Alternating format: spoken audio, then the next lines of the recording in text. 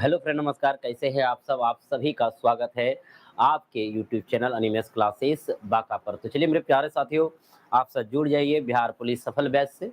जिस प्रकार आप प्रत्येक दिन एमसीक्यू लगा रहे हैं, मॉक टेस्ट लगा रहे हैं, और इसी मॉक टेस्ट में आज जो है आपका छठा है और आज पूरे 100 प्रश्न होगा। तो आप ये जरूर जांच लीजिएगा मेरे प्यारे साथियों, 100 प्रश्न में से कितने प्रश्न को आप अपने से बना पा रहे हैं और कितने प्रश्न नहीं बन पा रहा। इससे एक आपको आइडिया लग जाएगा कि आपका तैयारी किस स्तर पे चल रहा है। और हम शुरू करेंगे मेरे प्यारे साथियों आज का एमसीक्यू। तो शुरू करने से पहले जितने भी हमारे मित्रगण हैं सभी को नमस्कार है, सभी को प्रणाम है। अगर आवाज़ साफ-साफ जा रहा होगा तो आप सब ओके ज़रूर लिख दीजिएगा, और साफ-साफ अगर आप देख पा रहे होंगे तो ओके लिख दीजिएगा। और मेरा कहना यही है कि सभी मित्रों को ज़रूर शेयर कीजिए और सभी जगह पहुँचा दीजिए ताकि सभी को लाभ मिल सके और एकदम आनंदमय तरीके से क्लास कर सके। और 100 प्रश्न आज हम कराने वाले हैं, फास्ट लेंगे थोड़ा क्लास तो मज़ा भी आ जाएगा। तो चलिए जितने भी हमारे मित्रगण जुड़े हैं सभी को नमस्कार है, सभी को प्रणाम है। आकाश ठाकुर जी, कल्याणी कुमारी जी, नीतू कुमारी जी, राजपूत सोली जी, सोनी जी, गुरुदेव जी, दीपक जी, अजय कुमार जी। चलिए सभी को नमस्कार है, सभी को मेरे प्यारे साथी प्रणाम है। तो शुरू करते हैं आज का क्लास। आज का जो पहला प्रश्न है वो आप देख पा रहे हैं कि आपके स्क्रीन पे है। ओहो, पहला प्रश्न जो है आपके स्क्रीन पे है और एकदम मेरे प्यारे साथी बहुत ही से इसको बना पाएंगे आप। सवाल क्या है? आयरन की वस्तुओं पर लगने वाली जंग को निम्नलिखित में से क्या कहा जाता है? आयरन यानी लोहा की वस्तुओं पर लगने वाली जंग को निम्नलिखित में से क्या कहा जाता है? तो मेरे प्यारे साथी पिछले क्लास में भी चर्चा चला था कि लोहे पर जंग लगना एक कौन सी अभिक्रिया है? रासायनिक अभिक्रिया है। कौन सी यार अभिक्रिया है? रासायनिक अभिक्रिया। ये सब आप सब पढ़ चुके हैं मेरे प्यारे साथियों, थोड़ा लिख भी देते हैं। रासायनिक अभिक्रिया है। लोहे पर जंग लगना कौन सी अभिक्रिया है? अभिक्रिया, अरे रासायनिक अभिक्रिया है। और कहता है कि क्या कहा जाता है जब लोहे पर जंग लगता है तो उसको क्या कहा जाता है? तो अब उसका आंसर हो जाएंगे मेरे प्यारे साथियों फेरिक ऑक्साइड यानी फेरसो फेरिक ऑक्साइड। आपका ऑप्शन नंबर दिया हुआ है चौथा में, तो आप लगा देंगे चौथा नंबर। यानी आयरन की वस्तु पर लगने वाले जंग को कहते हैं फेरिक ऑक्साइड।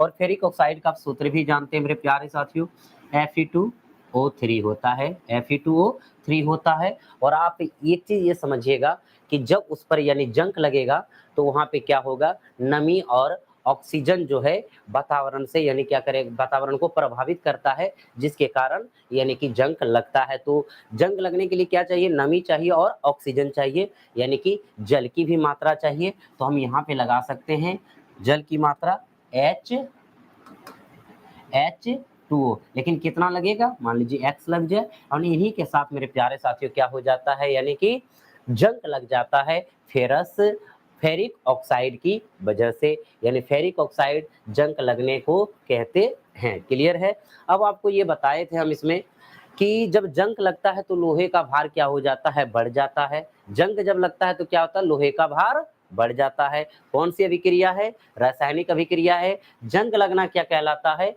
फेरिक ऑक्साइड कहलाता है। क्लियर है? आंसर हो गया चौथा। आगे बढ़ते हैं मेरे प्यारे साथियों। शुष्क सेल में निम्नलिखित में से किस प्रकार की सेल का उदाहरण है? शुष्क सेल प्राथमिक सेल है, द्वितीयक सेल है, तृतीयक सेल है या चतुर्थक सेल है? कौन सा सेल है शुष्क सेल? तो मेरे प्यारे साथियों एक ही परिभाषा है, एक चीज आप जानते हैं इसमें, क्या जानते हैं पता है? शुष्क सेल कौन सा सेल है? सेल जानते हैं कितने प्रकार के होते हैं? सबसे अगर बड़ी पहले बात करें हम सेल जो है कितने प्रकार के होते हैं, तो कहेंगे सेल दो प्रकार के होते हैं। कौन प्रकार के? दो प्रकार के होते हैं, जिसमें एक पहला जो होता है मेरे प्यारे साथियों प्राथमिक प्रकार का, प्राथमिक सेल जिसको आप कहते हैं। दूसरा जो सेल होता है वो द्वितीयक सेल होता है। क्या होता है? द्वितीयक सेल होता है। अब कहेंगे सर प्राथमिक सेल में कौन कौन आते हैं, द्वितीयक सेल में कौन कौन आते हैं? ठीक है, थोड़ा ये डिस्टर्ब कर रहा है, इसको अपडेट पे लगा दें, उसके बाद क्लास को देख लेंगे। देखिएगा सेल कितने प्रकार के होते हैं? दो प्रकार के होते हैं। एक प्राथमिक सेल होते हैं, दूसरा क्या होते हैं? द्वितीयक सेल होते हैं।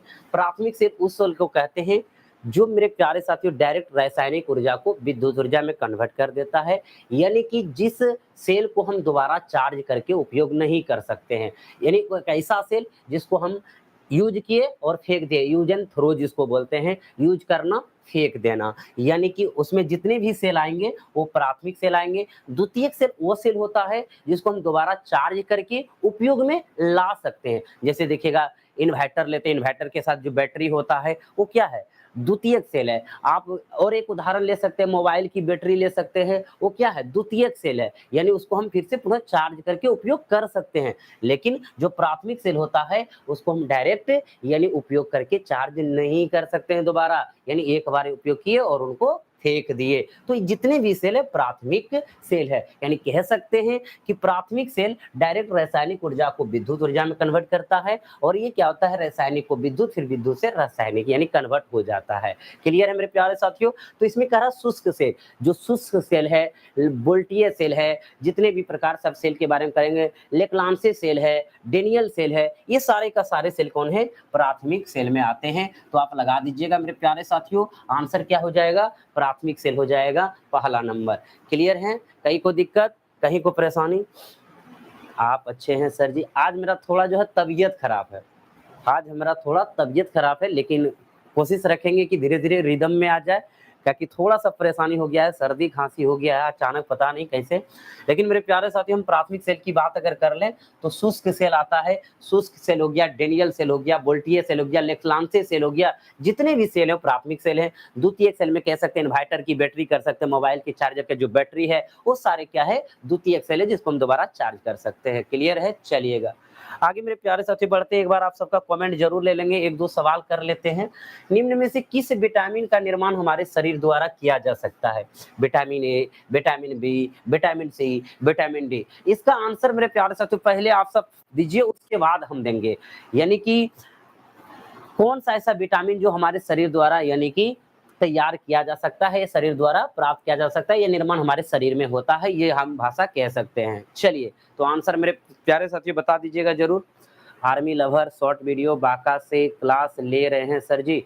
बांका से नहीं ले रहे हैं, कचरापारा कोलकाता से ले रहे हैं, और यही से बराबर ऑनलाइन क्लास आपको देखने को मिलेगा।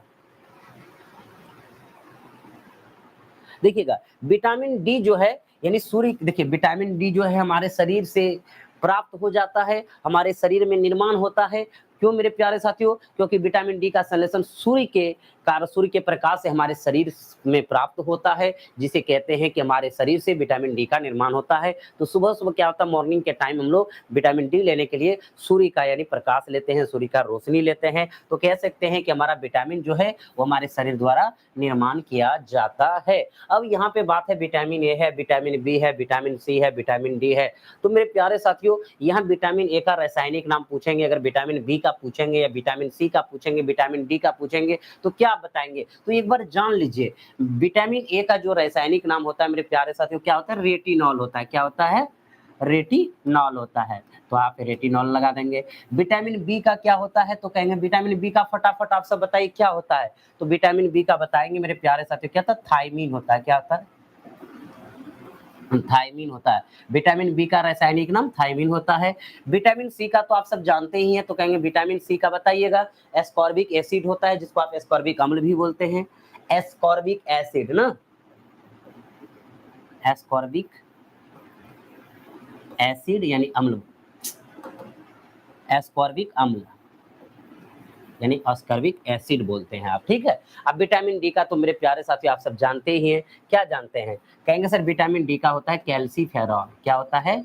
कैल्सीफेरॉल होता है, कैल्सीफेरॉल, रॉल, कैल्सीफेरॉल भी बोल सकते हैं, कैल्सीफेरॉल भी उसको बोल सकते हैं आप।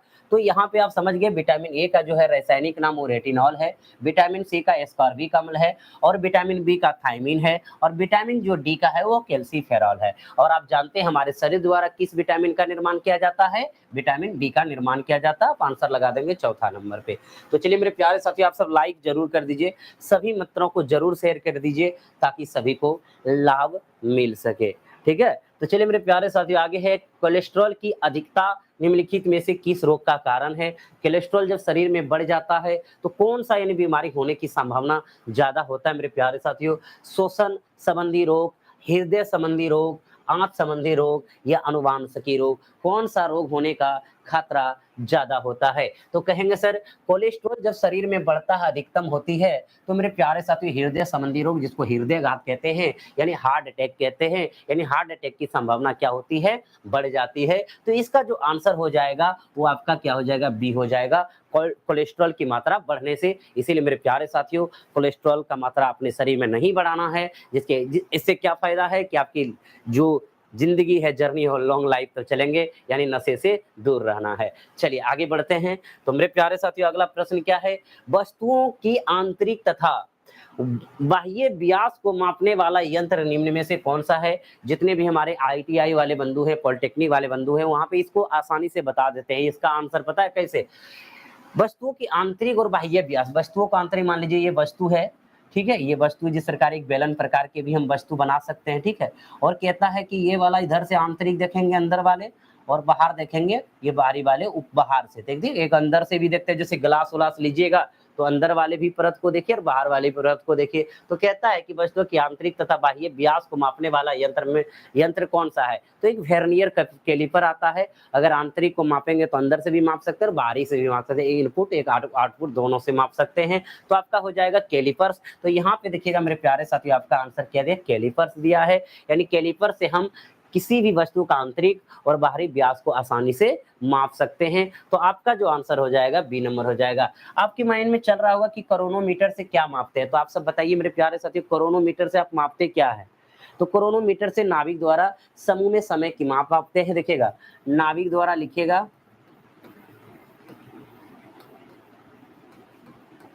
नाभिक द्वारा जो है समूह में समय की माप, नाभिक द्वारा समूह में समय की माप, समय की माप यानी कि एक स्थिर समय की माप होता है, समय की माप नाभिक द्वारा ये मापा जाता है। जो नाभिक होते हैं, जो नाविक नाव से जहाज, हवाई ये पानी का जहाज जो होता है, नाविक वहीं सफर करते हैं, यानी वहां पे समूह द्वारा समय की माप किया जाता है, किसे, क्रोनोमीटर से। तो मेरे प्यारे साथियों यहाँ एक जायरोस्कोप है, आप सब बताइए जायरोस्कोप से क्या मापा जाता है, जायरोस्कोप से क्या मापा जाता है आप सब बताइएगा।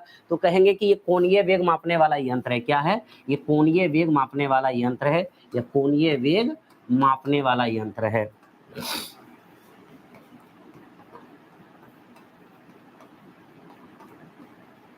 फटाफट एकदम आंसर आप सब देते जाइए। फ्लक्स मीटर से क्या मापा जाता है बताइए, फ्लक्स मीटर से क्या मापा जाएगा, चुंबकीय प्रभाव मापक यंत्र है, चुंबकीय प्रभाव मापक यंत्र है।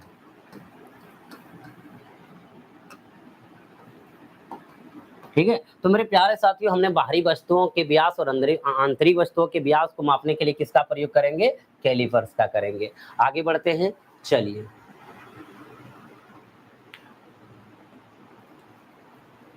मलेरिया रोग का संक्रमण किसके काटने से होता है बताएंगे। यहाँ पे मलेरिया रोग जो है काटने से, मलेरिया रोग का संक्रमण किसके काटने से होता है, तो आंसर आप सभी को पता है मेरे प्यारे साथियों, मादा एनोफिलीज मच्छर के काटने से मलेरिया रोग होता है। मादा एनोफिलीज मच्छर काटने से क्या होता है, मलेरिया रोग होता है। तो आंसर आप सब लगा देंगे कितना, दूसरा नंबर लगा देंगे, क्या करेंगे, दूसरा नंबर लगा देंगे, बिल्कुल सही है। अब कहेंगे कि मादा क्यूलेक्स जो एक बीमारी है कैसे फैलता है, तो मादा क्यूलेक्स जो बीमारी है कैसे फैलता है, तो कहेंगे सर मादा क्यूलेक्स से क्या फैलता है बीमारी, कौन सा बीमारी होता है ये बोलना चाह रहे थे। मादा क्यूलेक्स से कौन सा बीमारी होता है, तो आप सब आंसर बताएंगे, बताइए फटाफट आंसर, कौन सा बीमारी होता है मेरे प्यारे साथियों, तो कहेंगे फाइलेरिया होता है। क्या होता है, फाइलेरिया होता है, फाइलेरिया होता है। ठीक है, घरेलू मच्छर काटने से कौन सी बीमारी होती है, घरेलू मच्छर काटने से कौन सी बीमारी होती है, तो कहेंगे कि हेजा, हेजा बोल सकते हैं, मक्खी, घरेलू मक्खी काटने से हेजा नामक बीमारी होती है। बालू मक्खी काटने से क्या होगा मेरे प्यारे साथियों, तो बालू मक्खी काटने से यानी काला ज्वार, काला ज्वार बीमारी होती है। चलिए आगे बढ़ते हैं। तो चलिए मेरे प्यारे साथियों सभी मित्रों को फटाफट जरूर शेयर कर दीजिए आप सर। 1 ग्राम ग्लूकोज की मात्रा से कितने ऊर्जा की प्राप्ति होती है बताइएगा, 1 ग्राम ग्लूकोज की मात्रा से कितने ऊर्जा की प्राप्ति होती है, एकदम आंसर आप सब फटाफट दीजिए इसका आंसर। तो आपका आंसर हो जाएगा पहला नंबर 2 किलो कैलोरी जो है प्राप्त होती है 1 ग्राम ग्लूकोज की मात्रा से। तो आप सब आंसर लगा देंगे 7 का पहला, एकदम बिल्कुल सही है। अगला जो प्रश्न है मेरे प्यारे साथियों, अमीबा निम्नलिखित में से किस वर्ग का जीव है? अमीबा जो निम्नलिखित में से किस वर्ग का जीव है? आंसर आपका है मोलस्क, प्रोटोजोआ, स्तनधारी या आर्थ्रोपोडा। बताइए आंसर क्या होगा? आप सब एकदम आंसर बताते चलिए मेरे प्यारे साथियों। आंसर क्या होगा? तो कहेंगे सर अमीबा जो है प्रोटोजोआ वर्ग का जीव है, प्रोटोजोआ वर्ग का जीव है। तो आंसर हो जाएगा दूसरा नंबर। एकदम क्लियर है? तो चलिए मेरे प्यारे साथियों सभी मित्रों को जोड़ दीजिए। कहते हैं पौधों में उपस्थित सूक्ष्म पोषक तत्व निम्नलिखित में से कौन है? यानी पौधों में उपस्थित सूक्ष्म पोषक तत्व निम्नलिखित में से कौन है? लोहा है, नाइट्रोजन है, पोटेशियम है, फास्फोरस है। इसका आंसर एकदम फटाफट आप सब देते चलिए। आंसर क्या हो जाएगा मेरे प्यारे साथियों? पौधों में सूक्ष्म पोषक तत्व होता है, लोहा होता है, तांबा होता है, लोहा भी होता है, तांबा भी होता है, जस्ता भी होता है, क्लोरीन भी होता है। तो इसमें हमारा पोषक तत्व क्या हो जाएगा भैया? लोहा हो जाएगा। सूक्ष्म पोषक तत्व जो है लोहा हो जाएगा। तो आप सब आंसर लगा देंगे, लोहा लगा देंगे। ठीक है। अब पौधों में गौण पोषक तत्व हो जाता है, सल्फर हो जाता है, कैल्शियम हो जाता है, मैग्नीशियम हो जाता है, वो सारे हो जाता है। तो इसका आंसर हमारा क्या हो जाएगा? पहला नंबर हो जाएगा। आप सब एकदम पहला लगा के आ जाएंगे, है ना? और फास्फोरस और नाइट्रोजन और पोटेशियम जो है इसका क्या है? प्रमुख तल है, ये प्रमुख आधार है उनका वो। चलिएगा आगे बढ़ते हैं। समुद्र के पानी से शुद्ध जल की प्राप्ति निम्न में से किस विधि का प्रयोग किया जाता है? समुद्र के पानी से शुद्ध जल की प्राप्ति निम्न में से किस विधि का प्रयोग से किया जाता है? यानी कह सकते हैं इस प्रश्नों के अनुसार कि समुद्र से अगर पानी को हम पानी बाहर करेंगे यानी शुद्ध करेंगे समुद्र का पानी, तो किस विधि से करेंगे? तो इसमें जो आपका आंसर होगा ऊर्ध्वपातन या वाष्पन या आसवन या प्रभाजी आसवन। तो बताइए मेरे प्यारे साथियों आंसर इसका क्या होगा? तो आंसर आपका हो जाएगा आसवन विधि से समुद्र के पानी को यानी शुद्ध जल, समुद्र के पानी से हम शुद्ध जल प्राप्त कर सकते हैं। कौन सा विधि से? तो आसवन विधि से। आंसर लगा देंगे आप सब आसवन विधि, बिल्कुल एकदम लगा दीजिए। चलिए आंसर आप सबका सही हो गया, एकदम अच्छा है मेरे प्यारे साथियों। बढ़ते हैं आगे। लेकिन अगर इसमें देख रहे हैं कि ऊर्ध्वपातन द्वारा क्या होता है? ऊर्ध्वपातन द्वारा तो आप सब जानते हैं प्यारे साथियों, यानी कि केपूर, नेफ्थलीन, जो अमोनिया क्लोराइड होता है, ऊर्ध्वपातन विधि से शुद्ध किया जाता है। कौन सा? कहेंगे सर कपूर के वही नाम सुने होंगे आप सब, तो कपूर भी लिख लीजिए, इसमें नेफ्थलीन भी लिख लीजिए, कपूर लिख लीजिए। कपूर हो गया, नेफ्थलीन हो गया, लीन हो गया। ये सब जो शुद्ध किया जाता है ऊर्ध्वपातन द्वारा शुद्ध किया जाता है। ऊर्ध्वपातन विधि द्वारा क्या किया जाता है? शुद्ध किया जाता है। अब कहेंगे सर ऊर्ध्वपातन विधि क्या है? एकदम समझिएगा, ऊर्ध्वपातन विधि क्या है? यानी ऊर्ध्वपातन विधि से होता है ठोस से डायरेक्ट गैस में चला जाता है। यानी वह प्रक्रिया जो ठोस से डायरेक्ट गैस में हो और गैस से डायरेक्ट ठोस में हो। आप कपूर जलाते हैं तो मेरे प्यारे साथी क्या होता है? वो ठोस रहता है कपूर, जैसे पूजा पाठ आप जब करते हो तो भैया ठोस रहता है, उसको जला तो डायरेक्ट वो गैस में कन्वर्ट हो जाता है, पिघलता नहीं है। तो ये हो गया कपूर हो गया, नेफ्थलीन हो गया, ये सारे जो है ऊर्ध्वपातन विधि द्वारा क्या होता है? शुद्ध किया जाता है। अब हम बात करें मेरे प्यारे साथी, उसमें एक वाष्पन है। समुद्र जल से अगर नमक जो प्राप्त करते हैं हम, तो किस विधि से करते हैं?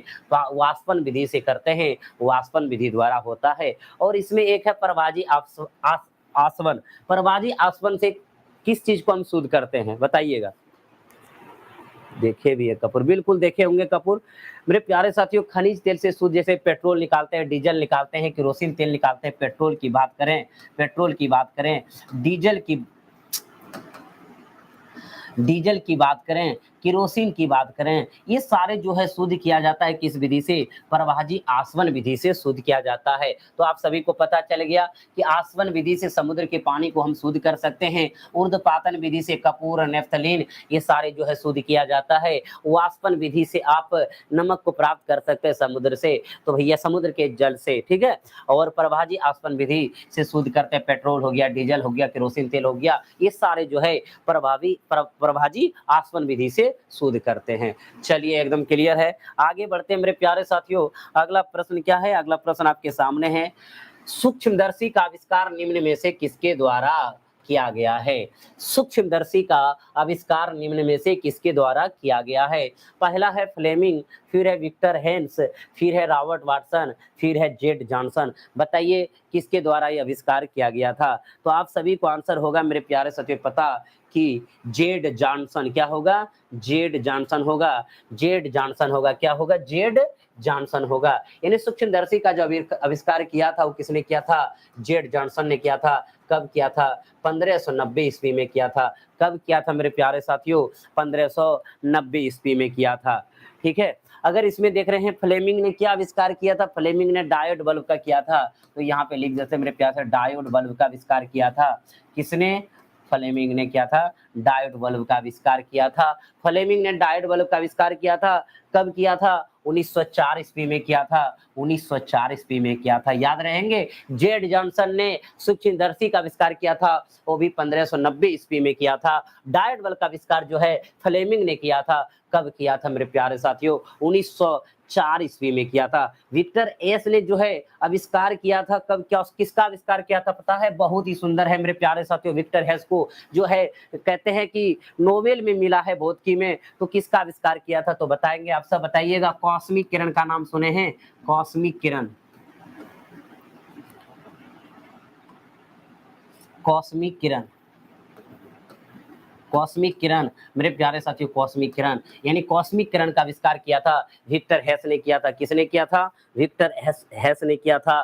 कॉस्मिक किरण का आविष्कार कितने ईस्वी में किया था, 1912 ईस्वी में किया था। कितने ईस्वी में किया था, 1912 ईस्वी में किया था। विक्टर हेस ने कॉस्मिक किरण का आविष्कार किया था, 1912 ईस्वी में किया था। इसको जो है इसी में नोबेल मिला था भौतिकी के क्षेत्र में, क्या मिला था, नोबेल मिला था। कब मिला था मेरे प्यारे साथियों, 1936 ईस्वी में इनको नोबेल मिला था। 1936 ईस्वी में इनको नोबेल मिला था। तो याद रहेंगे कि कॉस्मिक किरण की खोज विक्टर हेस ने किया था, 1912 ईस्वी में किया था। उसको भौतिकी के क्षेत्र में जो नोबेल मिला था 1936 ईस्वी में मिला था। किसको, विक्टर हेस को मिला था।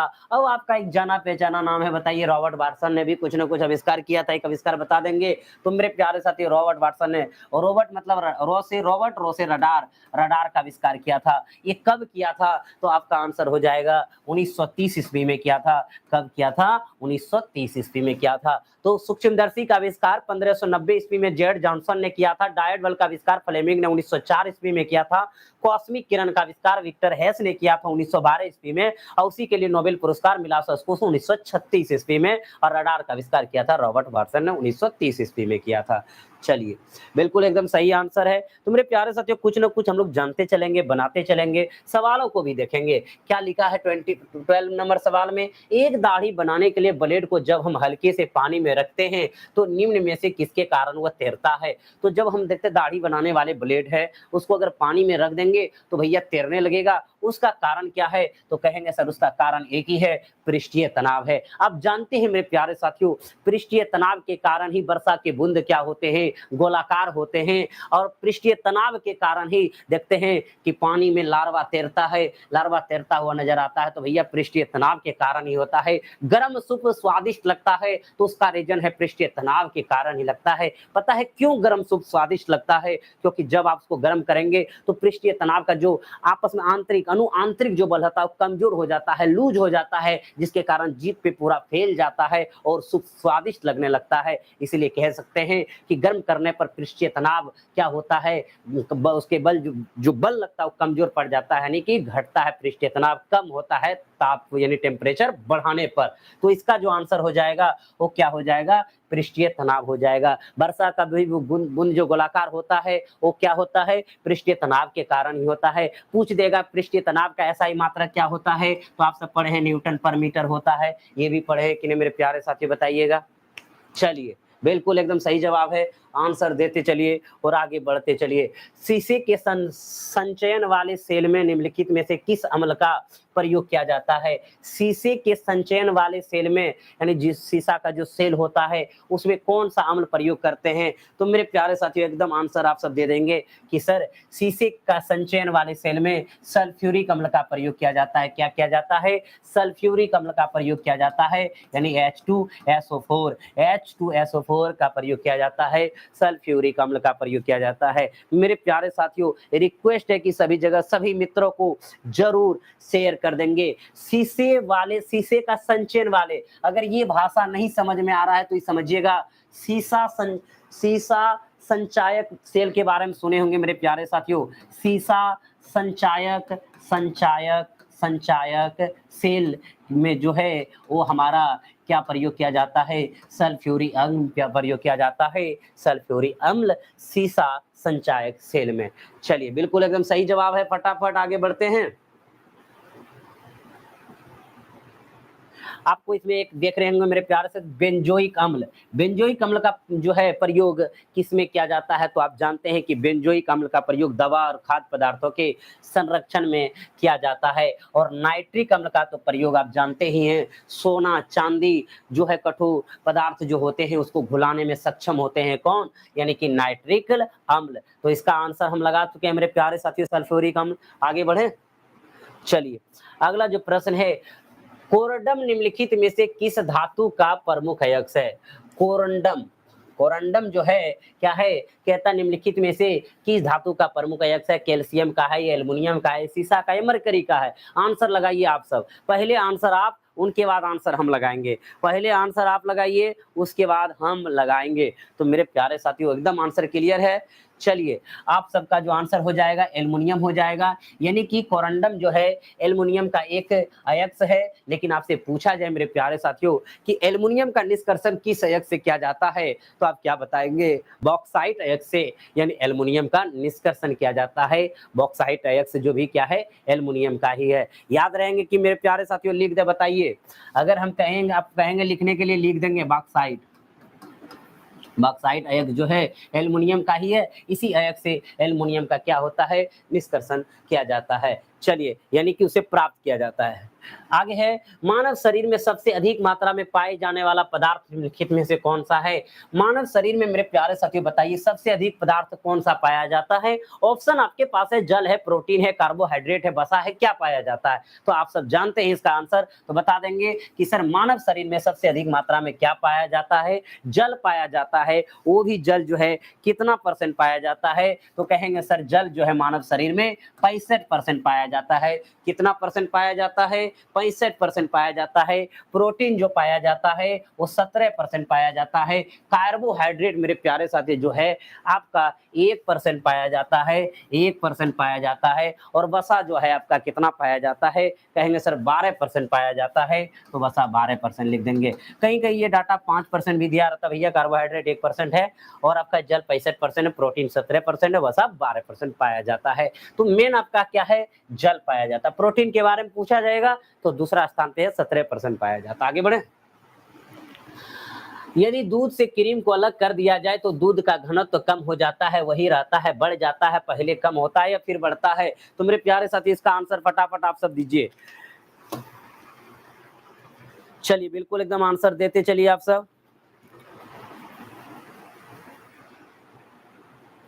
कहता है जब दूध से क्रीम को अलग कर दिया जाता है दूध का घनत्व तो क्या होता है, बढ़ जाता है, घट जाता है, या कहता है वही रहता है, या पहले कम होता है फिर बढ़ता है। तो आपका आंसर क्या आएगा, तो कहेंगे सर जब दूध से क्रीम को अलग करेंगे तो क्या होगा, यानी उसका घनत्व बढ़ जाएगा। तो मेरे प्यारे साथी यहाँ पूछा भी जाता है कि दूध से जब हम क्रीम निकालते हैं, यानी दूध से जब हम क्रीम निकालेंगे तो यहाँ पे कौन सा बल काम करेगा, तो याद रखिएगा अपकेंद्रीय बल काम करेगा। अपकेंद्रीय बल काम करेगा। कौन बल काम करेगा, अपकेंद्रीय बल काम करेगा, केंद्रीय बल काम करेगा।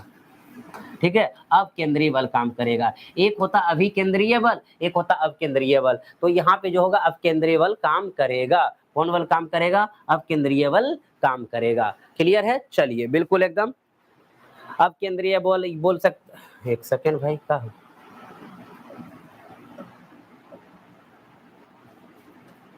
अपकेंद्रीय बल काम करेगा। अब देखिएगा अपकेंद्रीय बल आप जानते हैं, जब कपड़ा धोने वाले जो वॉशिंग मशीन होता है वो भी अपकेंद्रीय बल होता है। जहां आप कहते हैं दूध से आप क्रीम निकालते हैं तो यहाँ भी जो है अपकेंद्रीय बल काम करता है, क्योंकि वो बाहर की ओर फेंकता है। अब कपड़ा धो रहे हैं मशीन, वो क्या करता है, बाहर की ओर फेंकता है, अपकेंद्रीय बल। यानी अब जैसे मौत कुआं में गाड़ी जो चलाता है वहां अभिकेंद्रीय बल देखा जाता है, लेकिन यहाँ पे अपकेंद्रीय बल। दो उदाहरण, वॉशिंग मशीन और दूध से क्रीम निकालने में कौन सा बल का प्रयोग होता है, अपकेंद्रीय बल का प्रयोग होता है। चलिए आंसर एकदम आप सब लगा दिए। तो हमारा जो आंसर था दूध से क्रीम अलग कर लिया जाए तो दूध का घनत्व क्या होगा, बढ़ जाता है। तो आंसर लगाएंगे सी नंबर। गहरे समुद्र में सांस लेने के लिए गोताखोर कौन सी गैस का मिश्रण इस्तेमाल करते हैं? Oxygen helium, oxygen hydrogen, oxygen carbon dioxide, oxygen argon. बताइए मेरे प्यारे साथी इसका आंसर क्या होगा? एकदम आप सब फटाफट बताते चलिए और देखिएगा आज कितना सही होता है कितना गलत होता है। ये चीज जरूर ध्यान रखिएगा, ये चीज जरूर ध्यान रखिएगा। गहरे समुद्र में सांस लेने के लिए गोताखोर कौन सी मिश्रण का इस्तेमाल करते हैं? तो मेरे प्यारे साथी पहला ऑप्शन हो जाएगा ऑक्सीजन और एवं हीलियम। लेकिन आप यह भी ध्यान रखिएगा ऑक्सीजन हीलियम के साथ नाइट्रोजन की भी यानी मात्रा को यानी उपयोग करता है गोताखोर। ठीक है, ऑक्सीजन एवं हीलियम गैस के साथ क्या करता है, यानी कि नाइट्रोजन का भी उपयोग करता है, प्रयोग करता है। तो हमारा जो आंसर हो जाएगा मेरे प्यारे साथियों ऑक्सीजन एवं हीलियम, ऑप्शन नंबर क्या हो जाएगा, पहला हो जाएगा। चलिए अगले प्रश्नों की ओर चलते हैं। प्रकाश संश्लेषण की प्रक्रिया में निकलने वाली ऑक्सीजन निम्नलिखित में से कहां से प्राप्त होती है? प्रकाश संश्लेषण के लिए यानी कि जो प्रक्रिया होती है ऑक्सीजन कहां से निकलती है, यानी ऑक्सीजन कहां से प्राप्त होती है? तो भैया ऑक्सीजन जो है जल से प्राप्त होती है। जल से हम देखिएगा जो प्रकाश संश्लेषण की घटना होती है तो उसके लिए घटक कौन कौन होते हैं? तो आपका जो है कार्बन डाइऑक्साइड होता है, जल होता है, वहां पे पर्णहरित होता है जिसको क्लोरोफिल कहते हैं, और सूर्य का प्रकाश मौजूद रहता है। तो क्या करते हैं CO2 और यहाँ पे H2O यानी दोनों जब प्रतिक्रिया करके निकलते हैं तो मेरे प्यारे साथी दोनों एक साथ हम मिला करके उसको प्रतिक्रिया कराते हैं तो क्या मिलता है पता है? C6H12O6 ग्लूकोज भी मिलता है और हमें जल भी प्राप्त होता है। तो कहते हैं यहाँ पे प्रकाश संश्लेषण की प्रक्रिया में निकलने वाली ऑक्सीजन निम्नलिखित में से कहां से प्राप्त होगी? तो कहेंगे कि हमारा जो है जल से प्राप्त होती है। तो भैया आंसर लगा देंगे जल, एकदम लगा देंगे। आगे बढ़ते हैं। डायनमो का सिद्धांत निम्नलिखित में से किस सिद्धांत पर आधारित है? बताइए डायनमो का सिद्धांत निम्नलिखित में से किस पर आधारित है? एकदम आंसर आप सब दे दीजिए इसका। तो आपका जो हो जाएगा मेरे प्यारे साथियों फैराडे के नियम, यानी किस सिद्धांत पर यानी आधारित है? फैराडे के नियम पर आधारित है। डायनमो का जो सिद्धांत है वो फैराडे के नियम पर आधारित है। और आप जानते हैं, क्या जानते हैं पता है मेरे प्यारे साथियों? फैराडे किसका मात्रक है? तो फैराडे कहेंगे कि धारिता का मात्रक है। क्या है? धारिता का मात्रक। क्या है? धारिता का जो मात्रक है वो फैराडे है। कभी अगर आपसे पूछ दिया जाए तो आप बता देंगे क्या है? फैराडे है। धारिता का मात्रक फैराडे है। इससे और प्रश्न उठ सकता है कि बताइए डायनमो किस ऊर्जा को किस ऊर्जा में बदलता है? बताइए डायनमो किस ऊर्जा को किस ऊर्जा में बदलता है? तो कहेंगे सर डायनमो जो है यांत्रिक ऊर्जा को विद्युत ऊर्जा में, यांत्रिक ऊर्जा को किसमें? विद्युत ऊर्जा में बदलता है, विद्युत ऊर्जा में बदलता है। डायनमो किस ऊर्जा को किस ऊर्जा में? यांत्रिक ऊर्जा को विद्युत ऊर्जा में बदलता है। जो है फैराडे किसका मात्रक है? धारिता का मात्रक है। डायनमो किस सिद्धांत के, डायनमो का जो सिद्धांत है किस नियम पर आधारित है? फैराडे के नियम पर आधारित है। आंसर आपका हो गया। चलिएगा आगे बढ़ते हैं। क्या कह रहे हैं? एपी ऑफिशियल क्लब यांत्रिक को विद्युत, बिल्कुल ठीक है। ऑक्सीजन की यांत्रिक को विद्युत ही लिखा है, बिल्कुल।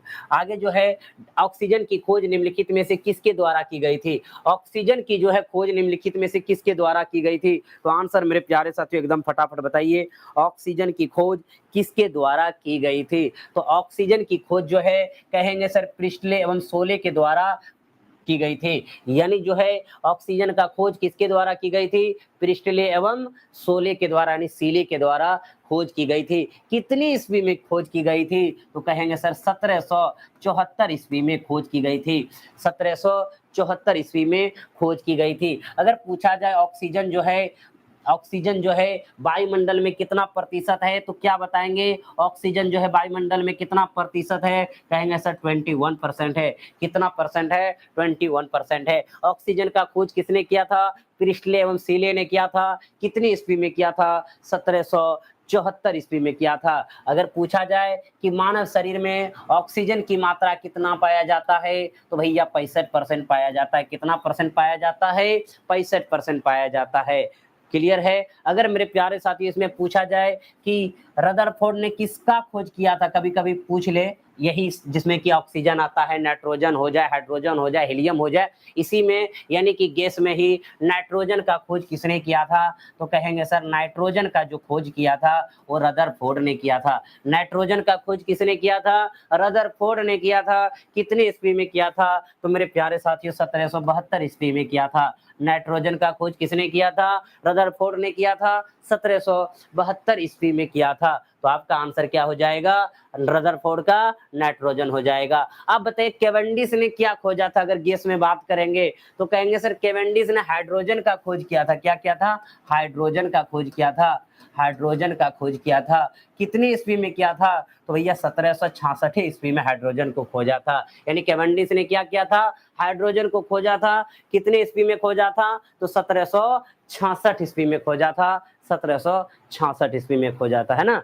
अगर मेरे प्यारे साथियों बात करें एक गैस और है, एक और वैज्ञानिक और है, कुछ ना कुछ तो खोजा होगा। तो इसने क्या खोजा था?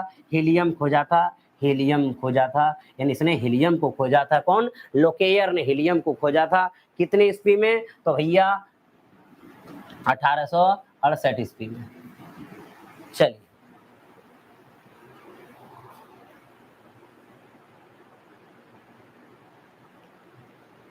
लाइव क्लास के व्यू नहीं बढ़ रहा है, कुछ न्यू स्टाइल में स्टडी करवाइए।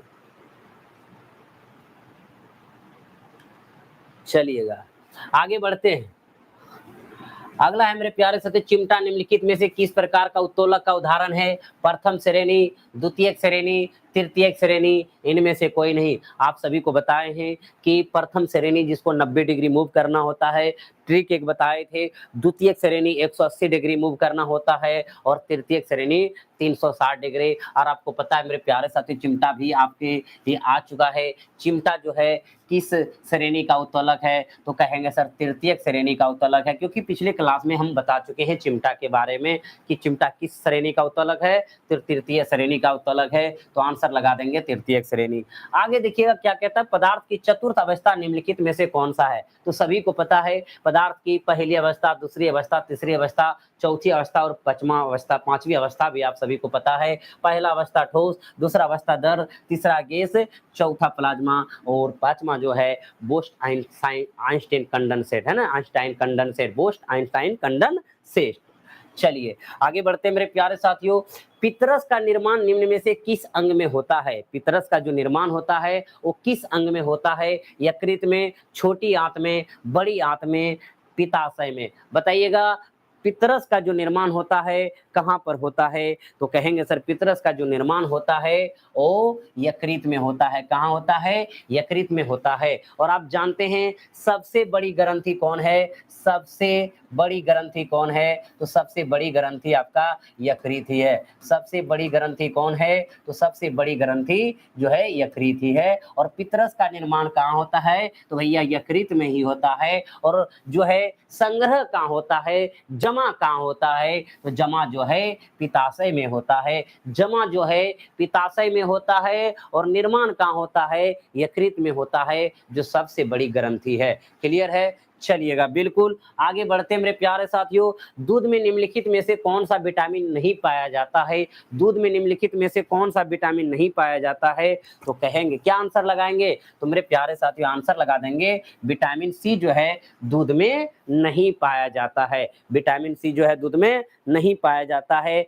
और आप जानते हैं मेरे प्यारे साथियों दूध जो है किसके कारण सादा दिखाई पड़ता है? तो कहेंगे सर केसिन के कारण।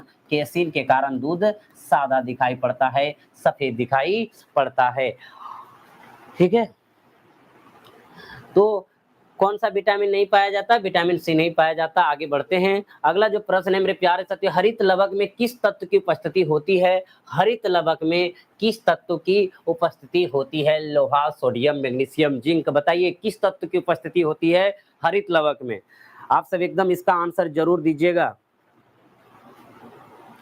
हरित लवक यानी क्लोरोप्लास्ट बताएंगे मेरे प्यारे से। तो पत्ते का जो हरा रंग होता है, रंग हरा, यानी उसमें तत्व जो रहता है क्लोरोफिल में, हरित लवक में किस तत्व की उपस्थिति होती है? मैग्नीशियम की होती है। तो आंसर लगा देंगे आप सब, मैग्नीशियम लगा देंगे। आगे कहते हैं हाइड्रोजन के समस्थानिक में निम्न में से कौन नहीं है? आप जानते हैं कि हाइड्रोजन के 3 समस्थानिक होते हैं, प्रोटेरियम, ड्यूटेरियम, ट्राइटेरियम होता है। और कहता है कि हाइड्रोजन के समस्थानिक निम्न में से कौन नहीं है? तो इसका आंसर तो आपके सामने होगा, इनमें से कोई नहीं आंसर होगा, क्योंकि मेरे प्यारे साथियों प्रोटेरियम, ड्यूटेरियम, ट्राइटेरियम यानी हाइड्रोजन के ये 3 समस्थानिक हैं। हाइड्रोजन के 3 समस्थानिक हैं जिनकी परमाणु संख्या समान लेकिन परमाणु भार भिन्न भिन्न हो, उसे क्या कहते हैं? समस्थानिक कहते हैं। हाइड्रोजन जैसे कि आप लिखते हैं हाइड्रोजन 1, यहाँ पे 1, हाइड्रोजन यहाँ पे मेरे प्यारे साथियों 1 तो यहाँ 2, हाइड्रोजन 1 यहाँ पे 3, यानी परमाणु भार अलग अलग हो और परमाणु संख्या समान हो, उसी को आप कहते हैं समस्थानिक कहते हैं। तो हाइड्रोजन के 3 समस्थानिक होते हैं, प्रोटेरियम, ड्यूटेरियम और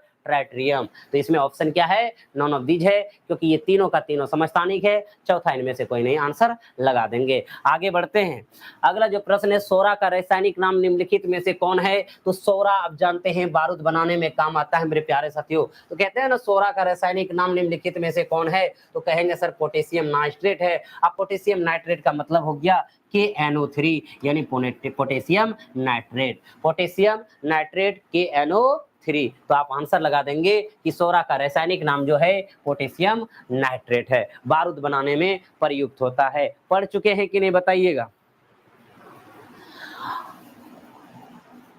अब कहेगा कि भैया लेड सल्फाइड किसका रासायनिक नाम है? बताइए। तो एक क्वेश्चन अगर आ जाए लेड सल्फाइड किसका जो है रासायनिक नाम है, लेड सल्फाइड किसका रासायनिक नाम है, तो बता देना है। इसमें क्या हो जाएगा? गलेना हो जाएगा। क्या हो जाएगा? गलेना हो जाएगा। यानी गलेना का जो रासायनिक नाम होता है वो लेड सल्फाइड होता है। क्या होता है? लेड सल्फाइड होता है। चलिए आगे बढ़े मेरे प्यारे साथियों। जर्मन सिल्वर का अवयव निम्नलिखित में से क्या नहीं है? आपको पता है जर्मन सिल्वर में यानी कि कौन सा इसमें तत्व नहीं पाया जाता है? जर्मन सिल्वर मतलब कौन सा अवयव नहीं है? यानी कि जर्मन सिल्वर में अवयव जो 4 ऑप्शन दिया है उनमें से कौन नहीं है? तो आप याद रखिएगा ये भैया सिल्वर है और जर्मन सिल्वर की बात है, जो नाम दिख रहा है वही नाम इसमें नहीं रहता है, यानी इसमें सिल्वर मौजूद नहीं रहता है। तो जर्मन सिल्वर में क्या मौजूद रहता है? कॉपर रहता है, जिंक रहता है और निकेल रहता है, लेकिन सिल्वर मौजूद इसमें नहीं रहता। तो पूछा जाए कि जर्मन सिल्वर का अवयव निम्नलिखित में से क्या नहीं है, तो भैया उसमें सिल्वर मौजूद रहता ही नहीं है। और जो भी रहता है अवयव कौन रहता है? कॉपर रहता है, जिंक रहता है और निकेल रहता है। कॉपर, जिंक और निकेल होता है। तो मेरे प्यारे साथियों अगर कभी कभी आपसे पूछ दे, हम पिछले क्लास में बताएं तो पूछ लेते हैं पीतल किसका किसका मिश्र धातु है? बताइए पीतल किसका किसका मिश्र धातु है? तो पीतल का बताए थे हम पिताजी। क्या बताए थे? पिताजी। यानी पिताजी का मतलब ध्यान दीजिए, पी से पीतल हो गया, ता मतलब क्या हो गया? यानी तांबा हो गया। ता मतलब क्या हो गया? तांबा हो गया। और यहाँ पे भैया जी मतलब क्या हो गया? तांबा प्लस जस्ता हो गया, है ना? तांबा और जस्ता, पिताजी। तांबा और जस्ता, यानी तांबा को मतलब कहते हैं कॉपर और जस्ता को मतलब जिंक कहते हैं। तो भैया तांबा और जस्ता किसका मिश्र धातु? यानी पीतल का। चलिए आगे बढ़े। ध्वनि की तीव्रता का मात्रक निम्नलिखित में से कौन है? ध्वनि की तीव्रता का मात्रक निम्नलिखित में से कौन है? तो भैया ध्वनि की तीव्रता का मात्रक जो है क्या हो जाएगा? डेसिबल हो जाएगा। क्या हो जाएगा? डेसिबल हो जाएगा। तो आप सब लगा देंगे डेसिबल। न्यूटन जानते हैं किसका SI मात्रक है? तो कहेंगे वाट का है। कहेंगे कि वाट किसका है? तो कहिएगा शक्ति का है, पावर का है। कहेंगे फैराडे किसका है? तो कहिएगा धारिता का है। अभी अभी तो पढ़े थे, धारिता का मात्रक जो है फैराडे, शक्ति का मात्रक वाट, बल का मात्रक न्यूटन, तो ध्वनि का मात्रक जो है क्या हो जाएगा? डेसिबल हो जाएगा। एकदम आप आंसर लगा दीजिए डेसिबल। आगे देखिएगा मेरे प्यारे साथियों, मूत्र का पीला रंग निम्न में से किसकी उपस्थिति के कारण होता है? तो सभी को पता है कि मूत्र का जो पीला रंग होता है वो यूरोक्रम के कारण होता है। यूरो यूरोक्रोम के कारण होता है। और आप जानते हैं मेरे प्यारे साथियों, यूरोक्रोम में जो है पानी कितना, यानी कि मूत्र में पानी की बात करें, पानी कितना परसेंट होता है बताइए? मूत्र में पानी कितना परसेंट होता है? तो कहेंगे मूत्र में जो है पानी 95% होता है। यूरिया कितना परसेंट होता है मेरे प्यारे साथियों? तो यूरिया जो है 2.5% होता है। अगर इसमें पूछा जाए नमक कितना परसेंट होता है, तो नमक जो है 1.5% होता है, और जो बच गया कुछ अन्य होता है। यानी कि जो है मूत्र का पीला रंग जो है यूरोक्रोम के कारण होता है, और मूत्र में पानी 95%, यूरिया 2.5%, नमक 1.5% होता है। आगे बढ़ते हैं मेरे प्यारे साथियों। सारी दुनिया कहती है हार मान लो, लेकिन दिल धीरे से कहता एक बार और कोशिश कर, तू जरूर कर सकता है। बिल्कुल, बहुत अच्छा मेरे प्यारे साथियों, जरूरी भी है।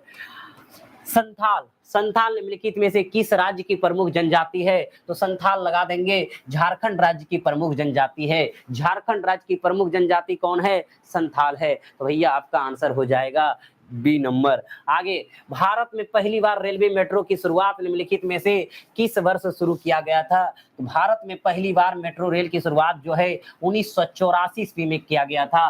कहाँ भैया? कलकत्ता में किया गया था। कहाँ? कलकत्ता में। कहाँ से? दमदम, यानी दमदम से टॉलीगंज के बीच चलाया गया था। दमदम से टॉलीगंज के बीच चलाया गया था। दमदम से टॉलीगंज के बीच चलाया गया था। कितना किलोमीटर का दूरी था मेरे प्यारे साथियों, बता देंगे? 16.45 किलोमीटर की दूरी था। लेकिन जो है, यानी दमदम से टॉलीगंज के बीच कलकत्ता में पहला मेट्रो तो चला था, लेकिन इसका जो आधार रखा गया था वो इंदिरा गांधी के समय ही रखा गया था। कब मेरे प्यारे साथियों? 1972 ईस्वी में इसका आधार रखा गया था इंदिरा गांधी के द्वारा। लेकिन जो चला था 1984 ईस्वी में चला था, दमदम से टॉलीगंज के बीच चला था। आप सभी को इसके बारे में भी जानकारी होंगे, तो आंसर भी लगा देंगे। आगे मेरे प्यारे साथियों बढ़ते हैं। अगर ये पूछ दिया जाए, ध्यान दीजिएगा, कि दूसरा मेट्रो चला था, कहाँ चला था? दिल्ली में चला था। कब चला था मेरे प्यारे साथियों? दूसरा मेट्रो जो चला था 2002 में चला था, 24 दिसंबर को चला था। 24 दिसंबर को चला था, लेकिन ये 2002 में चला था। 2002 में चला था। कहाँ चला था? दिल्ली में चला था दूसरा मेट्रो। ठीक है, याद रखना है तो याद रख सकते हैं। आगे बढ़िएगा। अगला जो मेरे प्यारे साथी प्रश्न है 33 नंबर, भारत का सबसे बड़ा बंदरगाह निम्न में से कौन सा है? कांडाला है, मुंबई है, पारादीप बंदरगाह है, कोलकाता बंदरगाह है? आंसर आप सब फटाफट लगा दीजिए। कौन सा बंदरगाह है जो भारत का सबसे बड़ा बंदरगाह है? तो कहेंगे सर आंसर जो हो जाएगा मुंबई बंदरगाह हो जाएगा। आंसर क्या हो जाएगा? मुंबई बंदरगाह हो जाएगा, जो कि मुंबई बंदरगाह सबसे बड़ा बंदरगाह है और ये प्राकृतिक बंदरगाह है। मुंबई बंदरगाह क्या है? एक प्राकृतिक बंदरगाह है। ठीक है, चलिएगा आगे मेरे प्यारे साथियों बढ़े। अबरख उत्पादन में निम्नलिखित में से कौन सा राज्य अग्रणी है? अग्रणी है। अबरख उत्पादन में निम्नलिखित में से कौन सा राज्य अग्रणी है? यानी कहने का मतलब है कि प्रथम, यानी कि स्थान कौन राज्य का है जो अबरख उत्पादन करता है? तो आपका छत्तीसगढ़, असम, आंध्र प्रदेश, उड़ीसा में क्या होने वाला है बताइए? एकदम फटाफट आप सब बताइए क्या आंसर होगा? तो मेरे प्यारे साथियों आंध्र प्रदेश होगा। आंध्र प्रदेश लगा देंगे। यानी कि आंध्र प्रदेश जो है देश में पहला जो है स्थान रखता है अबरख उत्पादन में, लेकिन जो है विश्व में सबसे पहला स्थान किसका है अबरख उत्पादन में? तो कहेंगे सर चीन का, यानी कि पहला स्थान है अबरख उत्पादन में। चीन का जो स्थान है वो पहला है अबरख उत्पादन में। आगे चलते हैं मेरे प्यारे साथियों। न्यू डेवलपमेंट बैंक का मुख्यालय निम्नलिखित में से किस स्थान पर स्थित है? मनीला, संघाई, न्यूयॉर्क, वाशिंगटन डीसी? इसका आंसर आप सब फटाफट दे दीजिए। न्यू डेवलपमेंट जो है उसका मुख्यालय यानी कहाँ है? तो कहेंगे सर उसका मुख्यालय जो है संघाई में है। लेकिन न्यू डेवलपमेंट का जो स्थापना हुआ था, इस बैंक का स्थापना कब हुआ था? तो बता देंगे मेरे प्यारे साथियों 2014 ईस्वी में हुआ था। कब हुआ था? 2014 ईस्वी में हुआ था। और ये जो है इसका मुख्यालय कहाँ है? संघाई। संघाई कहाँ पड़ता है? चीन में पड़ता है। न्यू डेवलपमेंट जो है बैंक का मुख्यालय संघाई है, चीन में है। इनकी जो स्थापना है वो 2014 ईस्वी में हुआ था। कब हुआ था? 2014 ईस्वी में हुआ था। आगे बढ़े तो चलिए मेरे प्यारे साथियों आगे देखते हैं। सिल्वर रजत क्रांति का संबंध निम्नलिखित में से किससे है? रजत क्रांति का नाम तो सुनते होंगे, किससे मेरे प्यारे साथियों? तो कहेंगे कि अंडा उत्पादन से है। रजत क्रांति का संबंध जो है किससे है? अंडा उत्पादन से है। तो लगा दीजिए आप सब अंडा उत्पादन, आंसर लगा देंगे। रजत क्रांति किससे संबंधित है? अंडा उत्पादन से है। अंडा उत्पादन से है, बिल्कुल सही आंसर है। उर्वरक उत्पादन जो है किस क्रांति से संबंधित है? बताइए उर्वरक उत्पादन किस क्रांति से संबंधित है? तो कहेंगे मूरी क्रांति। क्या कहेंगे? मूरी क्रांति, मूरी क्रांति, मूरी क्रांति। इसमें मसाला उत्पादन यानी मसाला उत्पादन बता दीजिए मेरे प्यारे साथियों क्या होगा? बादामी क्रांति। मसाला उत्पादन बादामी क्रांति, बादामी क्रांति। आंसर आपका हो गया मसाला उत्पादन बादामी क्रांति और उर्वरक उत्पादन मूरी क्रांति और अंडा उत्पादन तो आप सब जान ही चुके हैं, यानी क्या है? तो रजत क्रांति है। क्लियर आंसर है। चलिए सिलेटी सीमेंट है तो सिलेटी क्रांति लगा दीजिए, सिलेटी क्रांति।